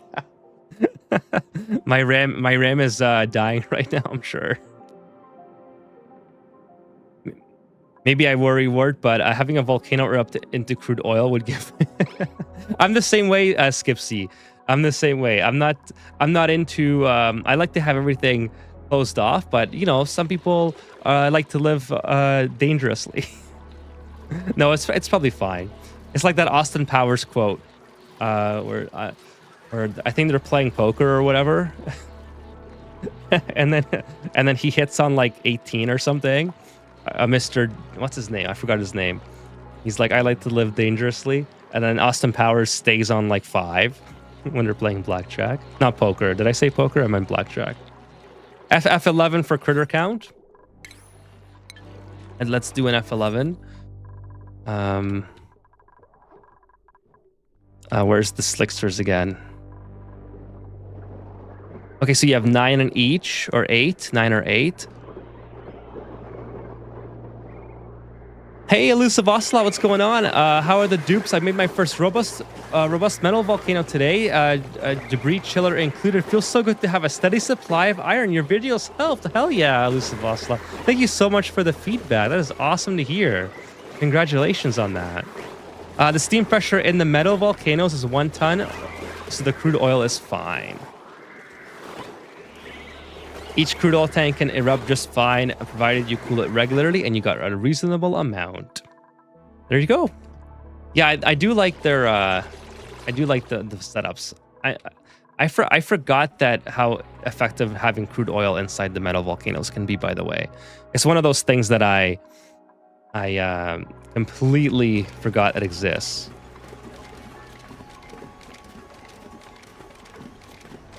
Well, it helps. So from my understanding, Mr. Loki, it helps disperse the heat, so the crude oil gets very hot. So it exchanges the heat quicker with the steam. Is that right? Is that right, Mr. Ruzzle Doozle? I remember watching a video on that like a long time ago. Like it was years ago that I've seen that, but I haven't utilized that since I came back to the game early last year. It does help with conductivity too, says Ruzzle Doozle. It's so I can submerge the water vent, so I have a large steam pressure. Well, cool. There you go. There's the water vent right there.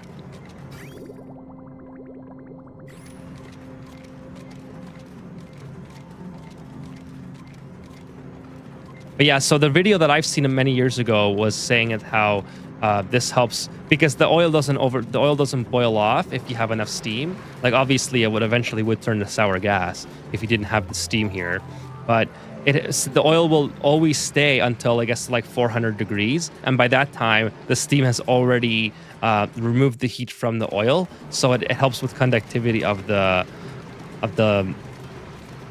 gold that's falling.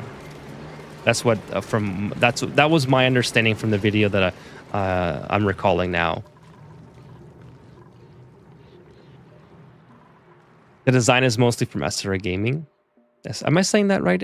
Aricia Gaming. I might have been saying that. I say a lot of name wrong, so I don't mean to be disrespectful.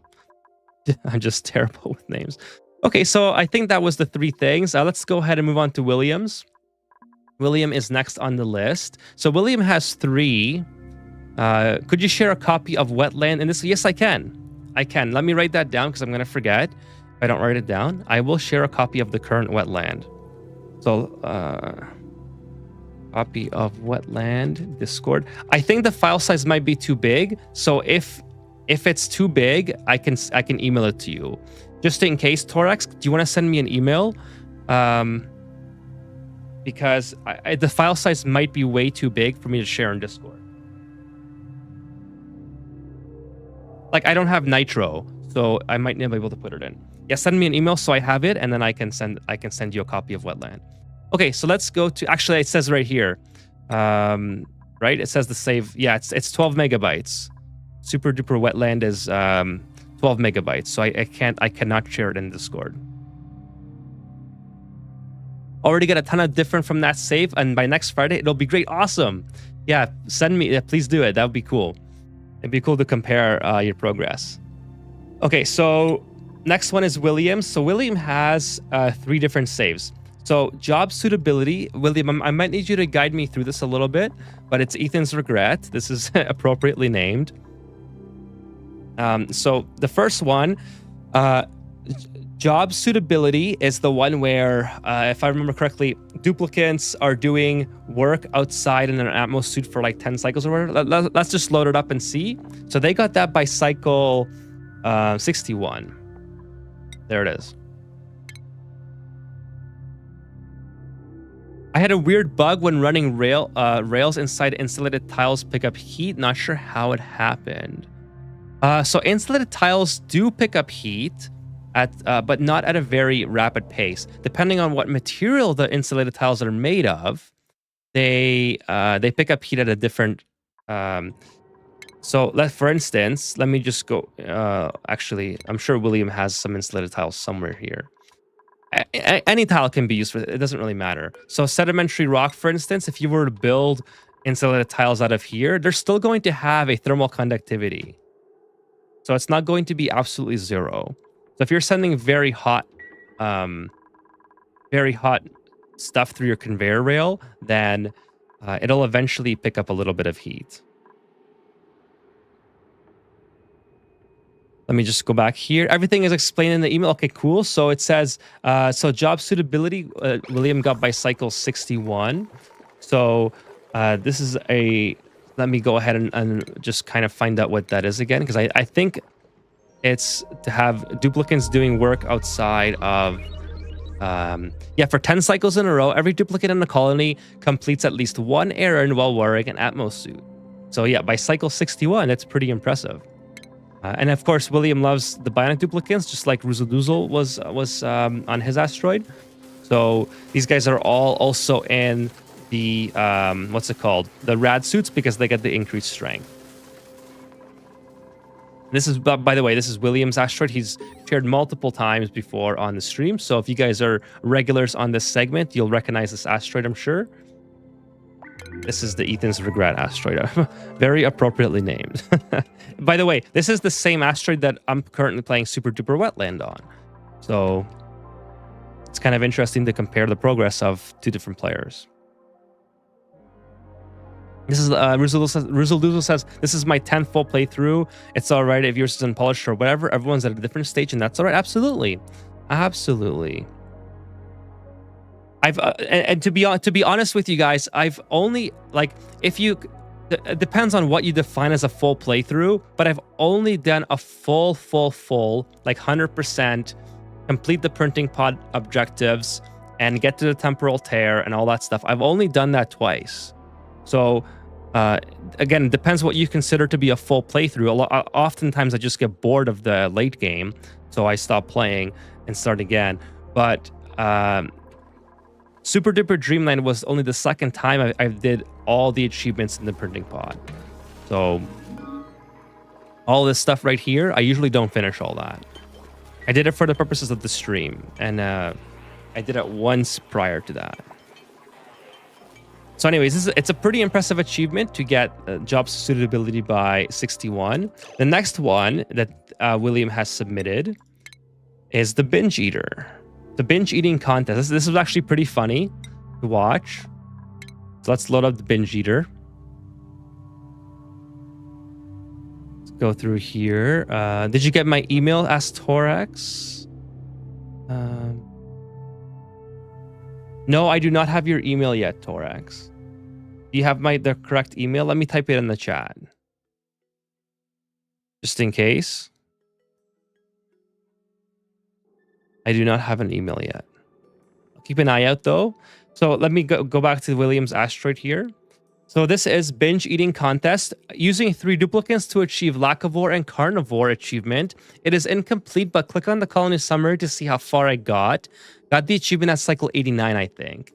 So I did play through this a little bit, and as I did watch it go for one cycle or so. I didn't get to 89. Because they would unlock the achievement for me. So I'm gonna wait to unlock it, but I will go and check the thing. So this is the binge eater. So here is what's her name? I can't get it to hover over. Oh, it's just called binge 1. So she is insatiably hungry, and she is super stressed out, which is making her eat a lot of calories.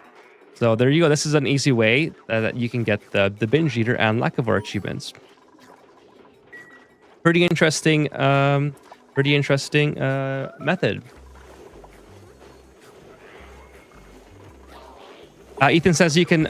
Ethan says. William says. Ethan, you can check out the schedule I set up for my binge eater. I will do that.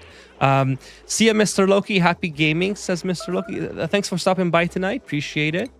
The schedule for the binge eater made a mess.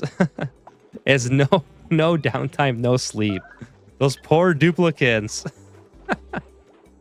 Oh my goodness, William, you're you're working them to the bone, just making them eat all that food. So let's check out the progress of the colony here. How do you check the, okay, so lacivore, we just got lacivore literally just now. Have duplicants consume 400,000 calories of food without planting 1 seed of any type in a planter box, farm tiles, and hydroponic farm. Yeah, the colony just achieved that one. And then carnivore, have duplicants eat 4,000 calories of meat before the 100th cycle. So this is the progress for William. I guess I should unpause the game so like we can continue. Let's go back.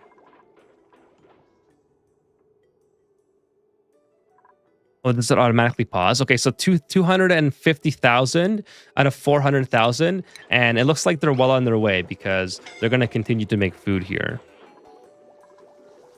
Alex says, I kill boredom of the late game by ending colonies via sending all my duplicates to the temporal tear after obtaining all the other achievements. This is vanilla, so no spaced out. For me, it's just a clicking thing. Like I do it now. I get to the end now because it's a stream thing. Like I wanna keep the stream, you know, alive. I don't just want to end a stream whenever I feel like it. With regards to here they go again. Yeah, torture. This is torture. Sleeping. They sleep in their pee. Oh my god.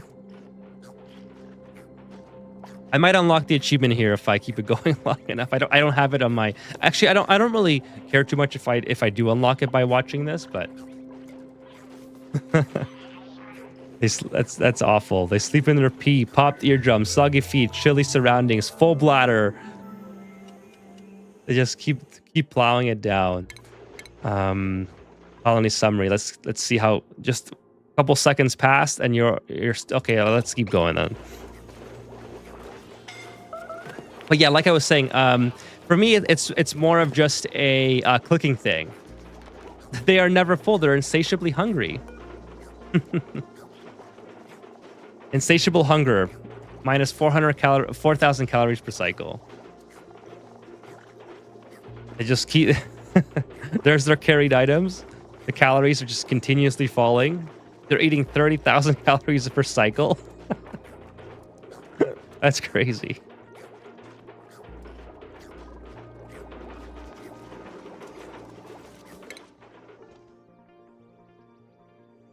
So already a 10,000 in like a couple seconds. This is the carnivore achievement of how to achieve it with bionic duplicates, I suppose, is the just have this one duplicate stressed out enough that they just continuously eat. Okay, so the last one that William sent, this is quite an interesting one. So I'm going to move on to before I unlock the achievement for myself, I'm going to move on to this one.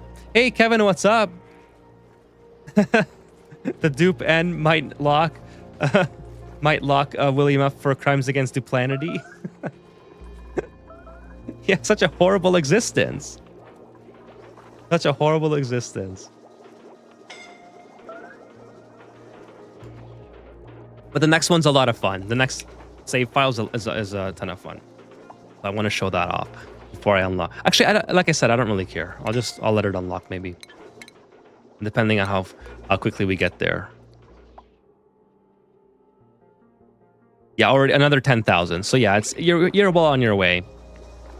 I think the chat believes you, William. I think they know what's going on. Everything's you're torturing your duplicates for the sake of the achievements. Yeah, I'm gonna show off your third one. I think it's unless you got something to say about this one, I think the third one's really cool. So the third save, completed nuclear power plant, a sleeping habitat for the somnonium synthesizer. Holy smokes. Took enough to get that out. And lots of food and betas. Nothing to say, perfect. Check how the food are kept in the deep freeze using micrograms of hydrogen, which I thought was really cool. No thermal regulator needed. And also the automation on the incubator, and if you understand it. So yeah, we already discussed the automation at length, but we'll go through it again. That was a really cool one. So latest save, I really enjoyed this one. So Trauma or Kelly says, I got so much anxiety with stress dupes, cannot do anything like that. I know, right? They're just little people. Something weird is you can put a duplicate in a landing shuttle made of mercury, and then when the lander melts, the dupe gets deleted with no death notification or stress consequences to your duplicates. I did not know that. That's so interesting, Ruzul. William says, and an underwater passage using gunk. I think I've seen that somewhere. So we'll go take a look. So this is the nuclear reactor. 2 nuclear reactors here completed. This is actually the one with a bunch of battery modules. This is the one that I want to build, William. I want to copy this design when I eventually make mine. I like how like a lot of the nuclear reactor builds that I see are just so big and massive, and rightfully so. You're making a lot of steam and power, and it's all good. But I want to make one that's exactly this size. This is really, really cool. I like this one. So this is what I'll be copying when I make mine, I think. In fact, Let me just take a blueprint of it right now. We'll say nuclear reactor.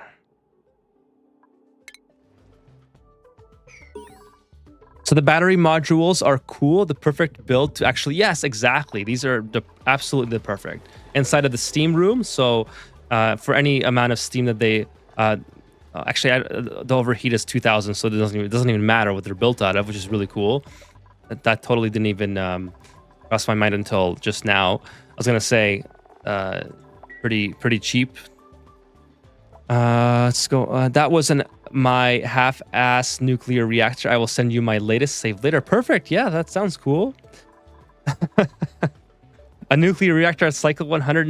William's like a speedrunner type of Oni player. I really enjoy when he shares his builds. Yeah. So this is by the way, this is the same asteroid. I believe. Yeah, Ethan's regret. It's the same asteroid as the one we're playing on stream. So if you go back, like, I don't know if you were here for that part, but if you go back like an hour or two, probably 2 hours at this point, same asteroid, except I'm at cycle 1300 almost, and I don't have a nuclear reactor yet. Yeah, the bionics, yes. No, this is a bionic duplicants. Bionic duplicants. So take a look at the. This is what one of the things that William wanted to show off here. Where's the food storage here? I'll find it. Oh, by the way, okay, this is the synthesizer. Here's the cool little building since I found this first. Making oxygen with the sublimination station. I always like that name, by the way. And then just filtering it with deodorizers. Massive production of deodorizers going on here. And then, of course, you have your duplicants just running on the treadmill nonstop. Now, you could argue that this is also some form of torture, but I disagree. I think that duplicants running on a treadmill make them very happy. So if your whole life is getting up, getting to run on a hamster wheel, and then going to sleep, and you get free food, you get free bedding, you don't have to pay rent, this sounds amazing. And you get little critters too. It's kind of like having cats.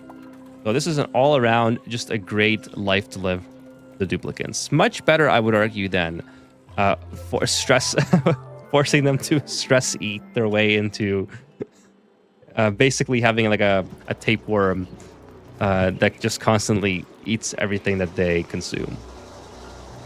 That should be a sick trait, as a tapeworm trait.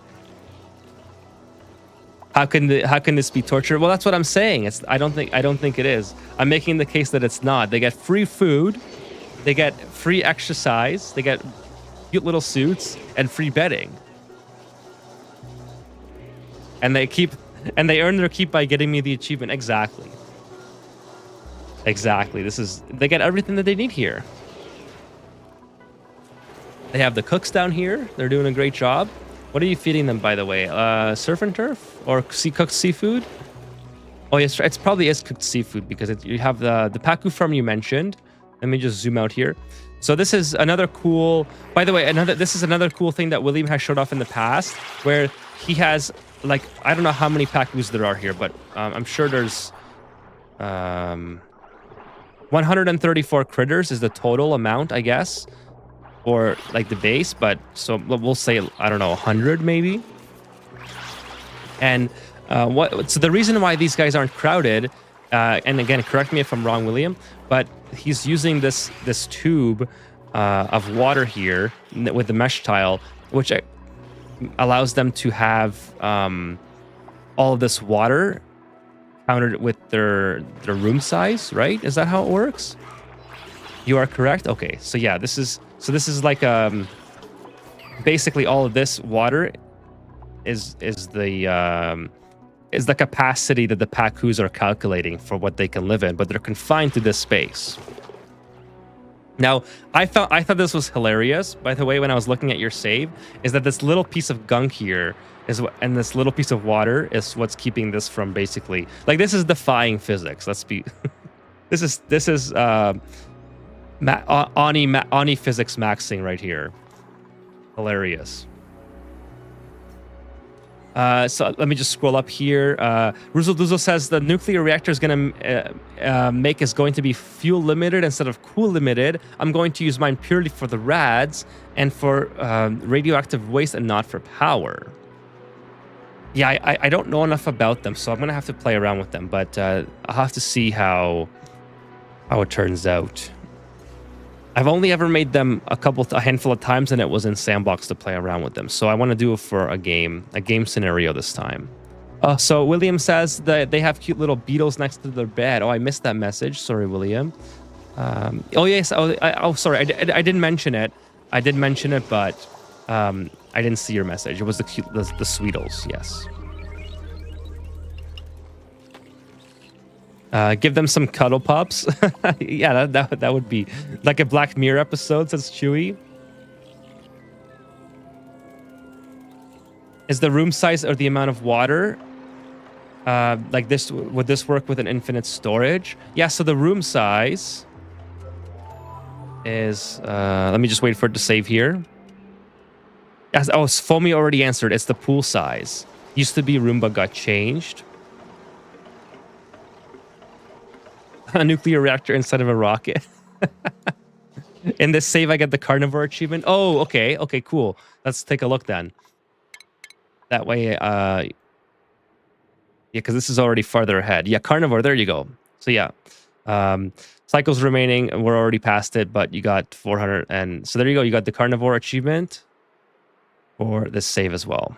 There you go. So let me go back to your email here. There was one more thing that I'm missing. Oh yeah, the deep freeze. Deep freeze. I gotta find the deep freeze. By the way, here's the automation. I get distracted again, but here's the automation, the exact same thing that Ruzel Doozle was talking about on his playthrough, where I was. So the hilarious thing about this is I was almost certain that these Pacus that are bouncing around had something to do with the weight plates. I thought for sure this was like some sort of random RNG random RNG input to make the weight plates active and to see if the automation would finish the buffer, like the buffer gates would finish before the Pacu would jump on it again. So here's the automation again. Yes, I do see the filter gate now, but before I didn't see that you had the same automation on yours. So until you explained it to me, I had no idea what the differences were, right? So now obviously I understand the differences that you guys have explained it. But when I first loaded this asteroid, I loaded up Williams first, and I was like, I'm sure this has something to do with it. So anyways, great build. I love it. It looks great. I thought that was hilarious. So I'm perfectly fine with making fun of myself. What is this trying to achieve? I don't witness the concept. So I'm sure the chat can let you know exactly. Oh my god, Ethan, you make me laugh so hard. I'm sure the chat can explain it more thoroughly than I can, but basically this automation allows the duplicants to come by and lullaby it when this is active, and then immediately turn it off again to save power. So it gets the lullabied buff, but then it turns off again, so you save power. Is that kind of the concept, chat? So normally, the more simple but less reliable way to do this would be to put it on a timer. So you've probably seen this before in other YouTube videos where you put the incubator on a timer and then duplicants have to come by and lullaby it, but the timer is only active for a very few seconds during a cycle. In this case, the duplicant lullabying it triggers it by being on the weight plate.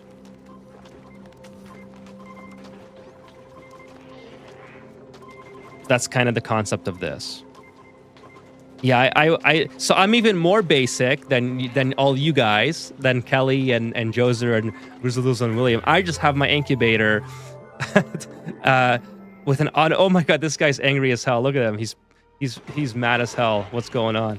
I have my incubator on with a critter sensor. So when the critter sensor is below the set amount of critters that I want, the incubator turns on. I'm like the most basic out of all of you when it comes to my incubator automation.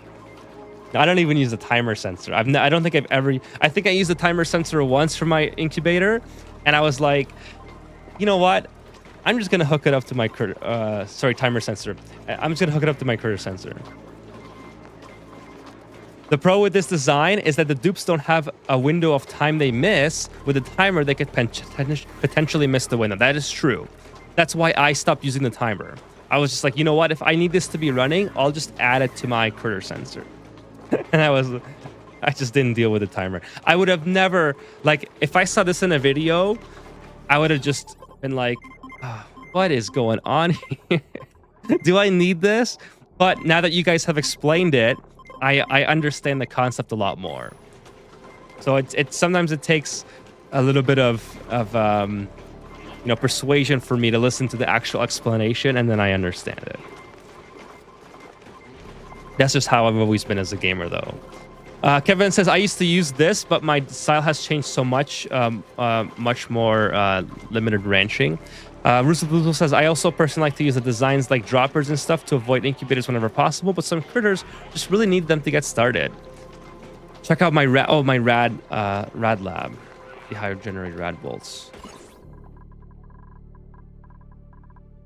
Oh, here is this? No, this is the. This is the rad bolts here. This is the rad bolt.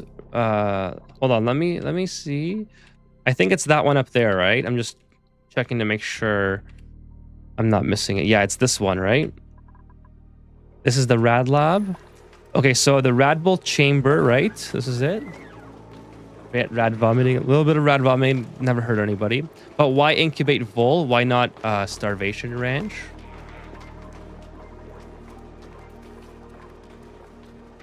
I'm not sure if you're asking me or the chat. Radiation can get through airflows better. Okay, so let me see what's going on here. Where's the rad bolt chamber?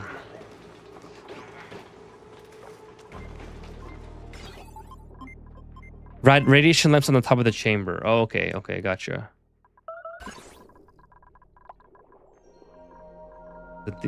These ones? Oh, the rad source is off. Okay. Kevin's pointing it out here. Here it is right here. The reflectors. Where's the rad source? Why am I not seeing it? Oh my god, I'm like blind. Sorry, chat. Sometimes I go through moments where I'm just completely blind and I don't see what's going on. The 3 blocks with the red green are radiation lamps.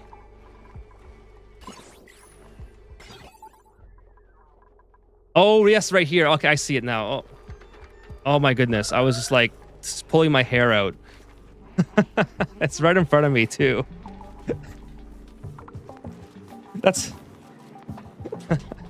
It was tucked away so nicely. Not connected to the gate. Yeah, here it is. Okay. So let's turn these on. How do I turn this on here? Oh, I guess when this is set to the opposite, it'll turn on. But anyway, so check out the. So let me go back to the original message here. Now that I finally found it. Radiation can get through airflow tiles better. So you're putting radiation here, and what's the purpose of these airflow tiles is what exactly? So your duplicates can walk on them. Is that what it is, or is that so you can have them in a configuration where they're pointed at one another? And your duplicates can still walk? Is that... Am I kind of understanding that? Or is that... is that directly above automation. Radlamps can be pretty efficient and are very you know what? I agree with you, Ruzul. I hardly use rad lamps in my playthrough, and I should use them more. Williams says radiation can get through airflow tiles effectively. Okay, cool. So I did not. That was something that I did not know. So radiation, it's an interesting thing to utilize. They don't have. They only have 6% radiation blocking as opposed to other materials, which has a lot. Like even the pneumatic door only has 2%. So that's interesting. Turn it on and you'll see. So what do I need to turn on here? Input. Can I just add a...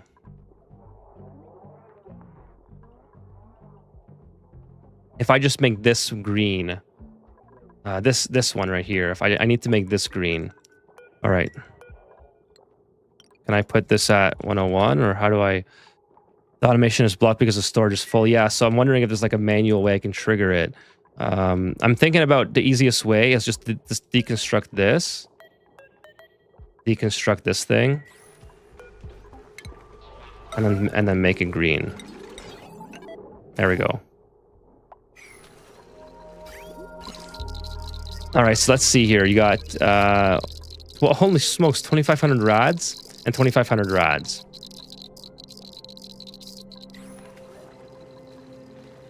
Disconnect the NOT gate input.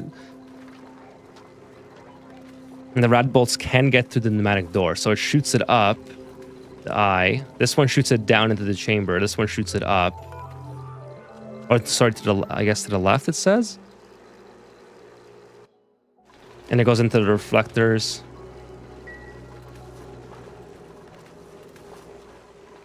That's a lot of radiation. Yeah, I do agree that they are underutilized. I underutilize them. I rarely use the rad lamps. I used it in my last playthrough, but that was only for the interplanetary launcher. I should have used it a lot earlier, like I did in this previous playthrough, to be honest. But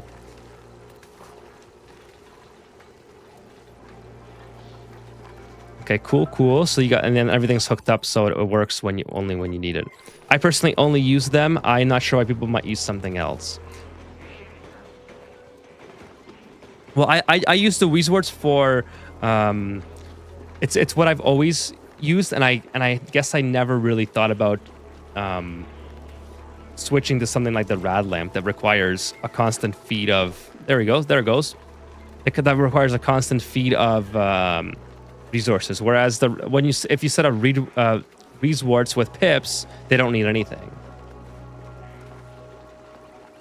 But again, I'm more of a slow player. Very, very slow in terms of how I progress compared to someone like Ruzo Doozle or William.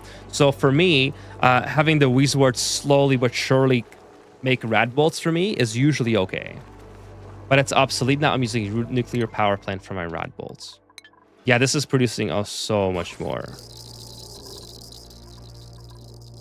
You could put this almost anywhere and you'd be producing the same or roughly more radiation.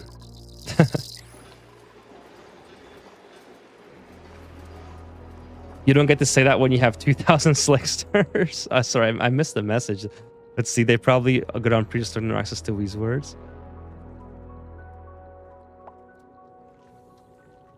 All right, so there was one more thing that I missed. No, actually, a couple more things. The deep freeze. I still have to yet to show off the deep freeze. Let me see where that one is. Actually, I'll probably find it easier with this method, because I know exactly what I'm looking for in that way. It's two very tiny. There it is. So this is William's deep freeze, which I thought was pretty cool. Basically, what they're doing here is they have two very cold packets of 1,000 grams of hydrogen gas, and it's permanently staying at that. This is a minus 142 and minus 130, and it's permanently staying at that that value. So all the food is deep frozen and sterile. The gas that they have surrounding it is the giveaway of how the reason why this works so well, because of the liquid traps on the sides. It keeps the hydrogen gas from flowing out, and it keeps this area cold. It's pretty cool. So again, let me go back to the ventilation there. So 2 very small packets, and then the liquid lock to keep the gas inside. That's gunk.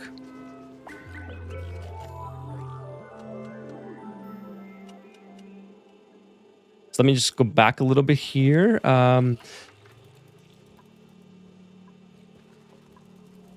Kevin says, also cool my base oxygen with wart room. There you go. So yeah, they do provide a little bit of cooling. Not as much when they're wild as the domesticated, but they do something, right? I think it's 25%. If off the top of my head, I can look that up, I guess. Pretty sure it's 25%. I just did a video on this, so I should know. I guess it doesn't say here, but I'm pretty sure when they're wild, it's 25%. Rusadul says, "Hey, I have purged them all. See you next week." Oh, you'll see. The new base. Okay, sorry, I thought you were leaving, but yeah, the new base. That sounds good. I can't wait to see your new updated base. Hangry says, "Okay, I need to get some sleep. Hope you have a wonderful weekend. Glad I was able to catch your stream. Thank you so much, Hangry, and hopefully I get a chance to catch yours as well at some point. If you get to stream one day where I'm not already in bed." If I didn't have to wake up so early, I'd love to stay up and watch your stream. Unfortunately, the schedules don't always align, but I'm glad that you were here as well. I'm Mr. Loki. Besides, I only have 300 shine bugs, and they make 1k rads, if I remember correctly. It's a lot of shine bugs. The secret is the microgram of hydrogen, says William. So the microgram, is that because when it's a low enough value, it doesn't change state anymore? Like it doesn't get hotter or cold anymore? Because the hydrogen, yeah, so this is the particular part that I forgot to mention that William already has said as well.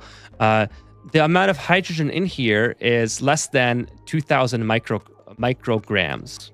I think that's what it's called, micrograms.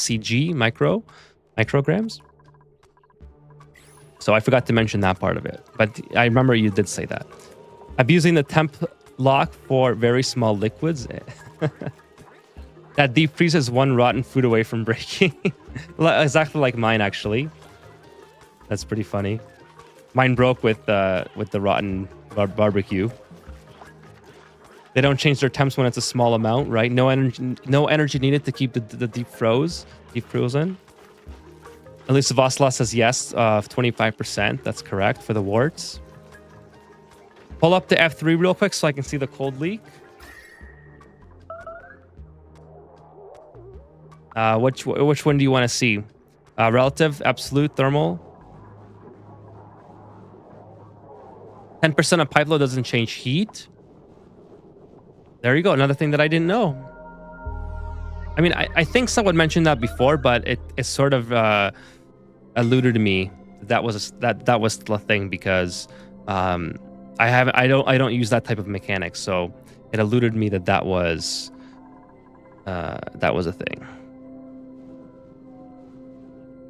I put a refrigerator with 1k allowed in it. It is replenished by a sweeper, so need for a liquid lock, so no cold loss. How is the room tab? You got some splaining to do. Says Ruzel Doozle.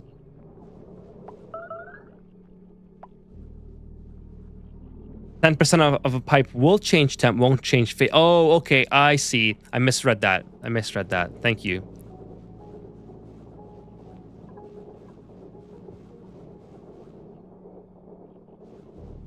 To get the no heat, you need stuff in the microgram range. Oh, okay.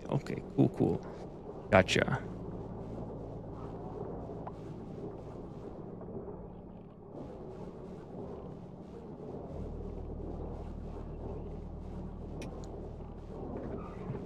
So everything is still on deep frozen. It's 17 degrees, but the hydrogen is minus 130.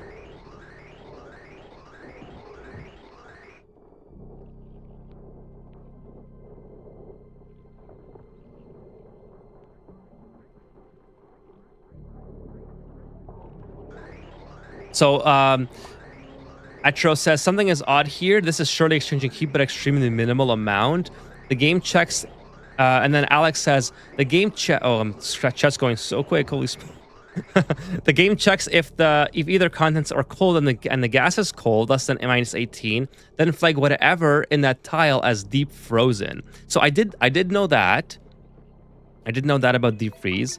That was probably the most deep game knowledge that I had. You guys are teaching me everything else.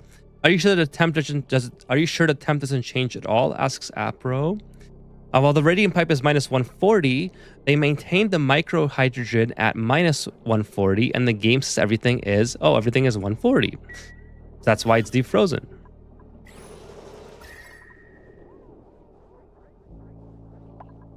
One of these days, I'll figure out the duplication. I'll figure out temperature duplication as a freezer application.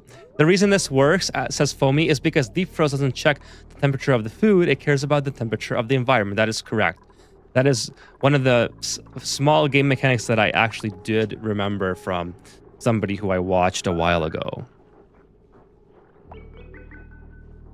I keep losing my elbow pad. If you guys are wondering why I keep leaning over, I have an elbow pad for my chair.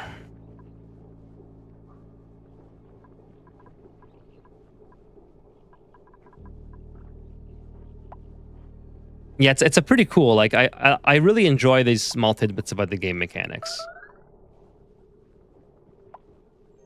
Can you look at the temperature again on the pipes and the gas around it, then load the latest save and check if there's any change? Sure. Okay, so let's take a look. The temperature on the pipes. So it's what okay, I think this. Let's see. I'll type it in chat. So this was 141.6. And then minus 129.9.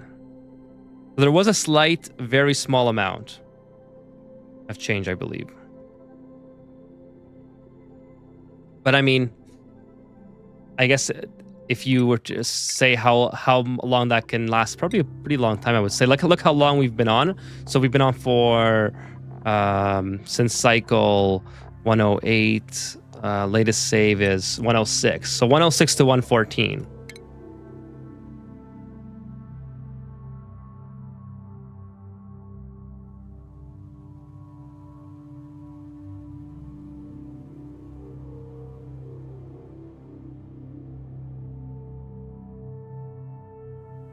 Here we go. Let's go game.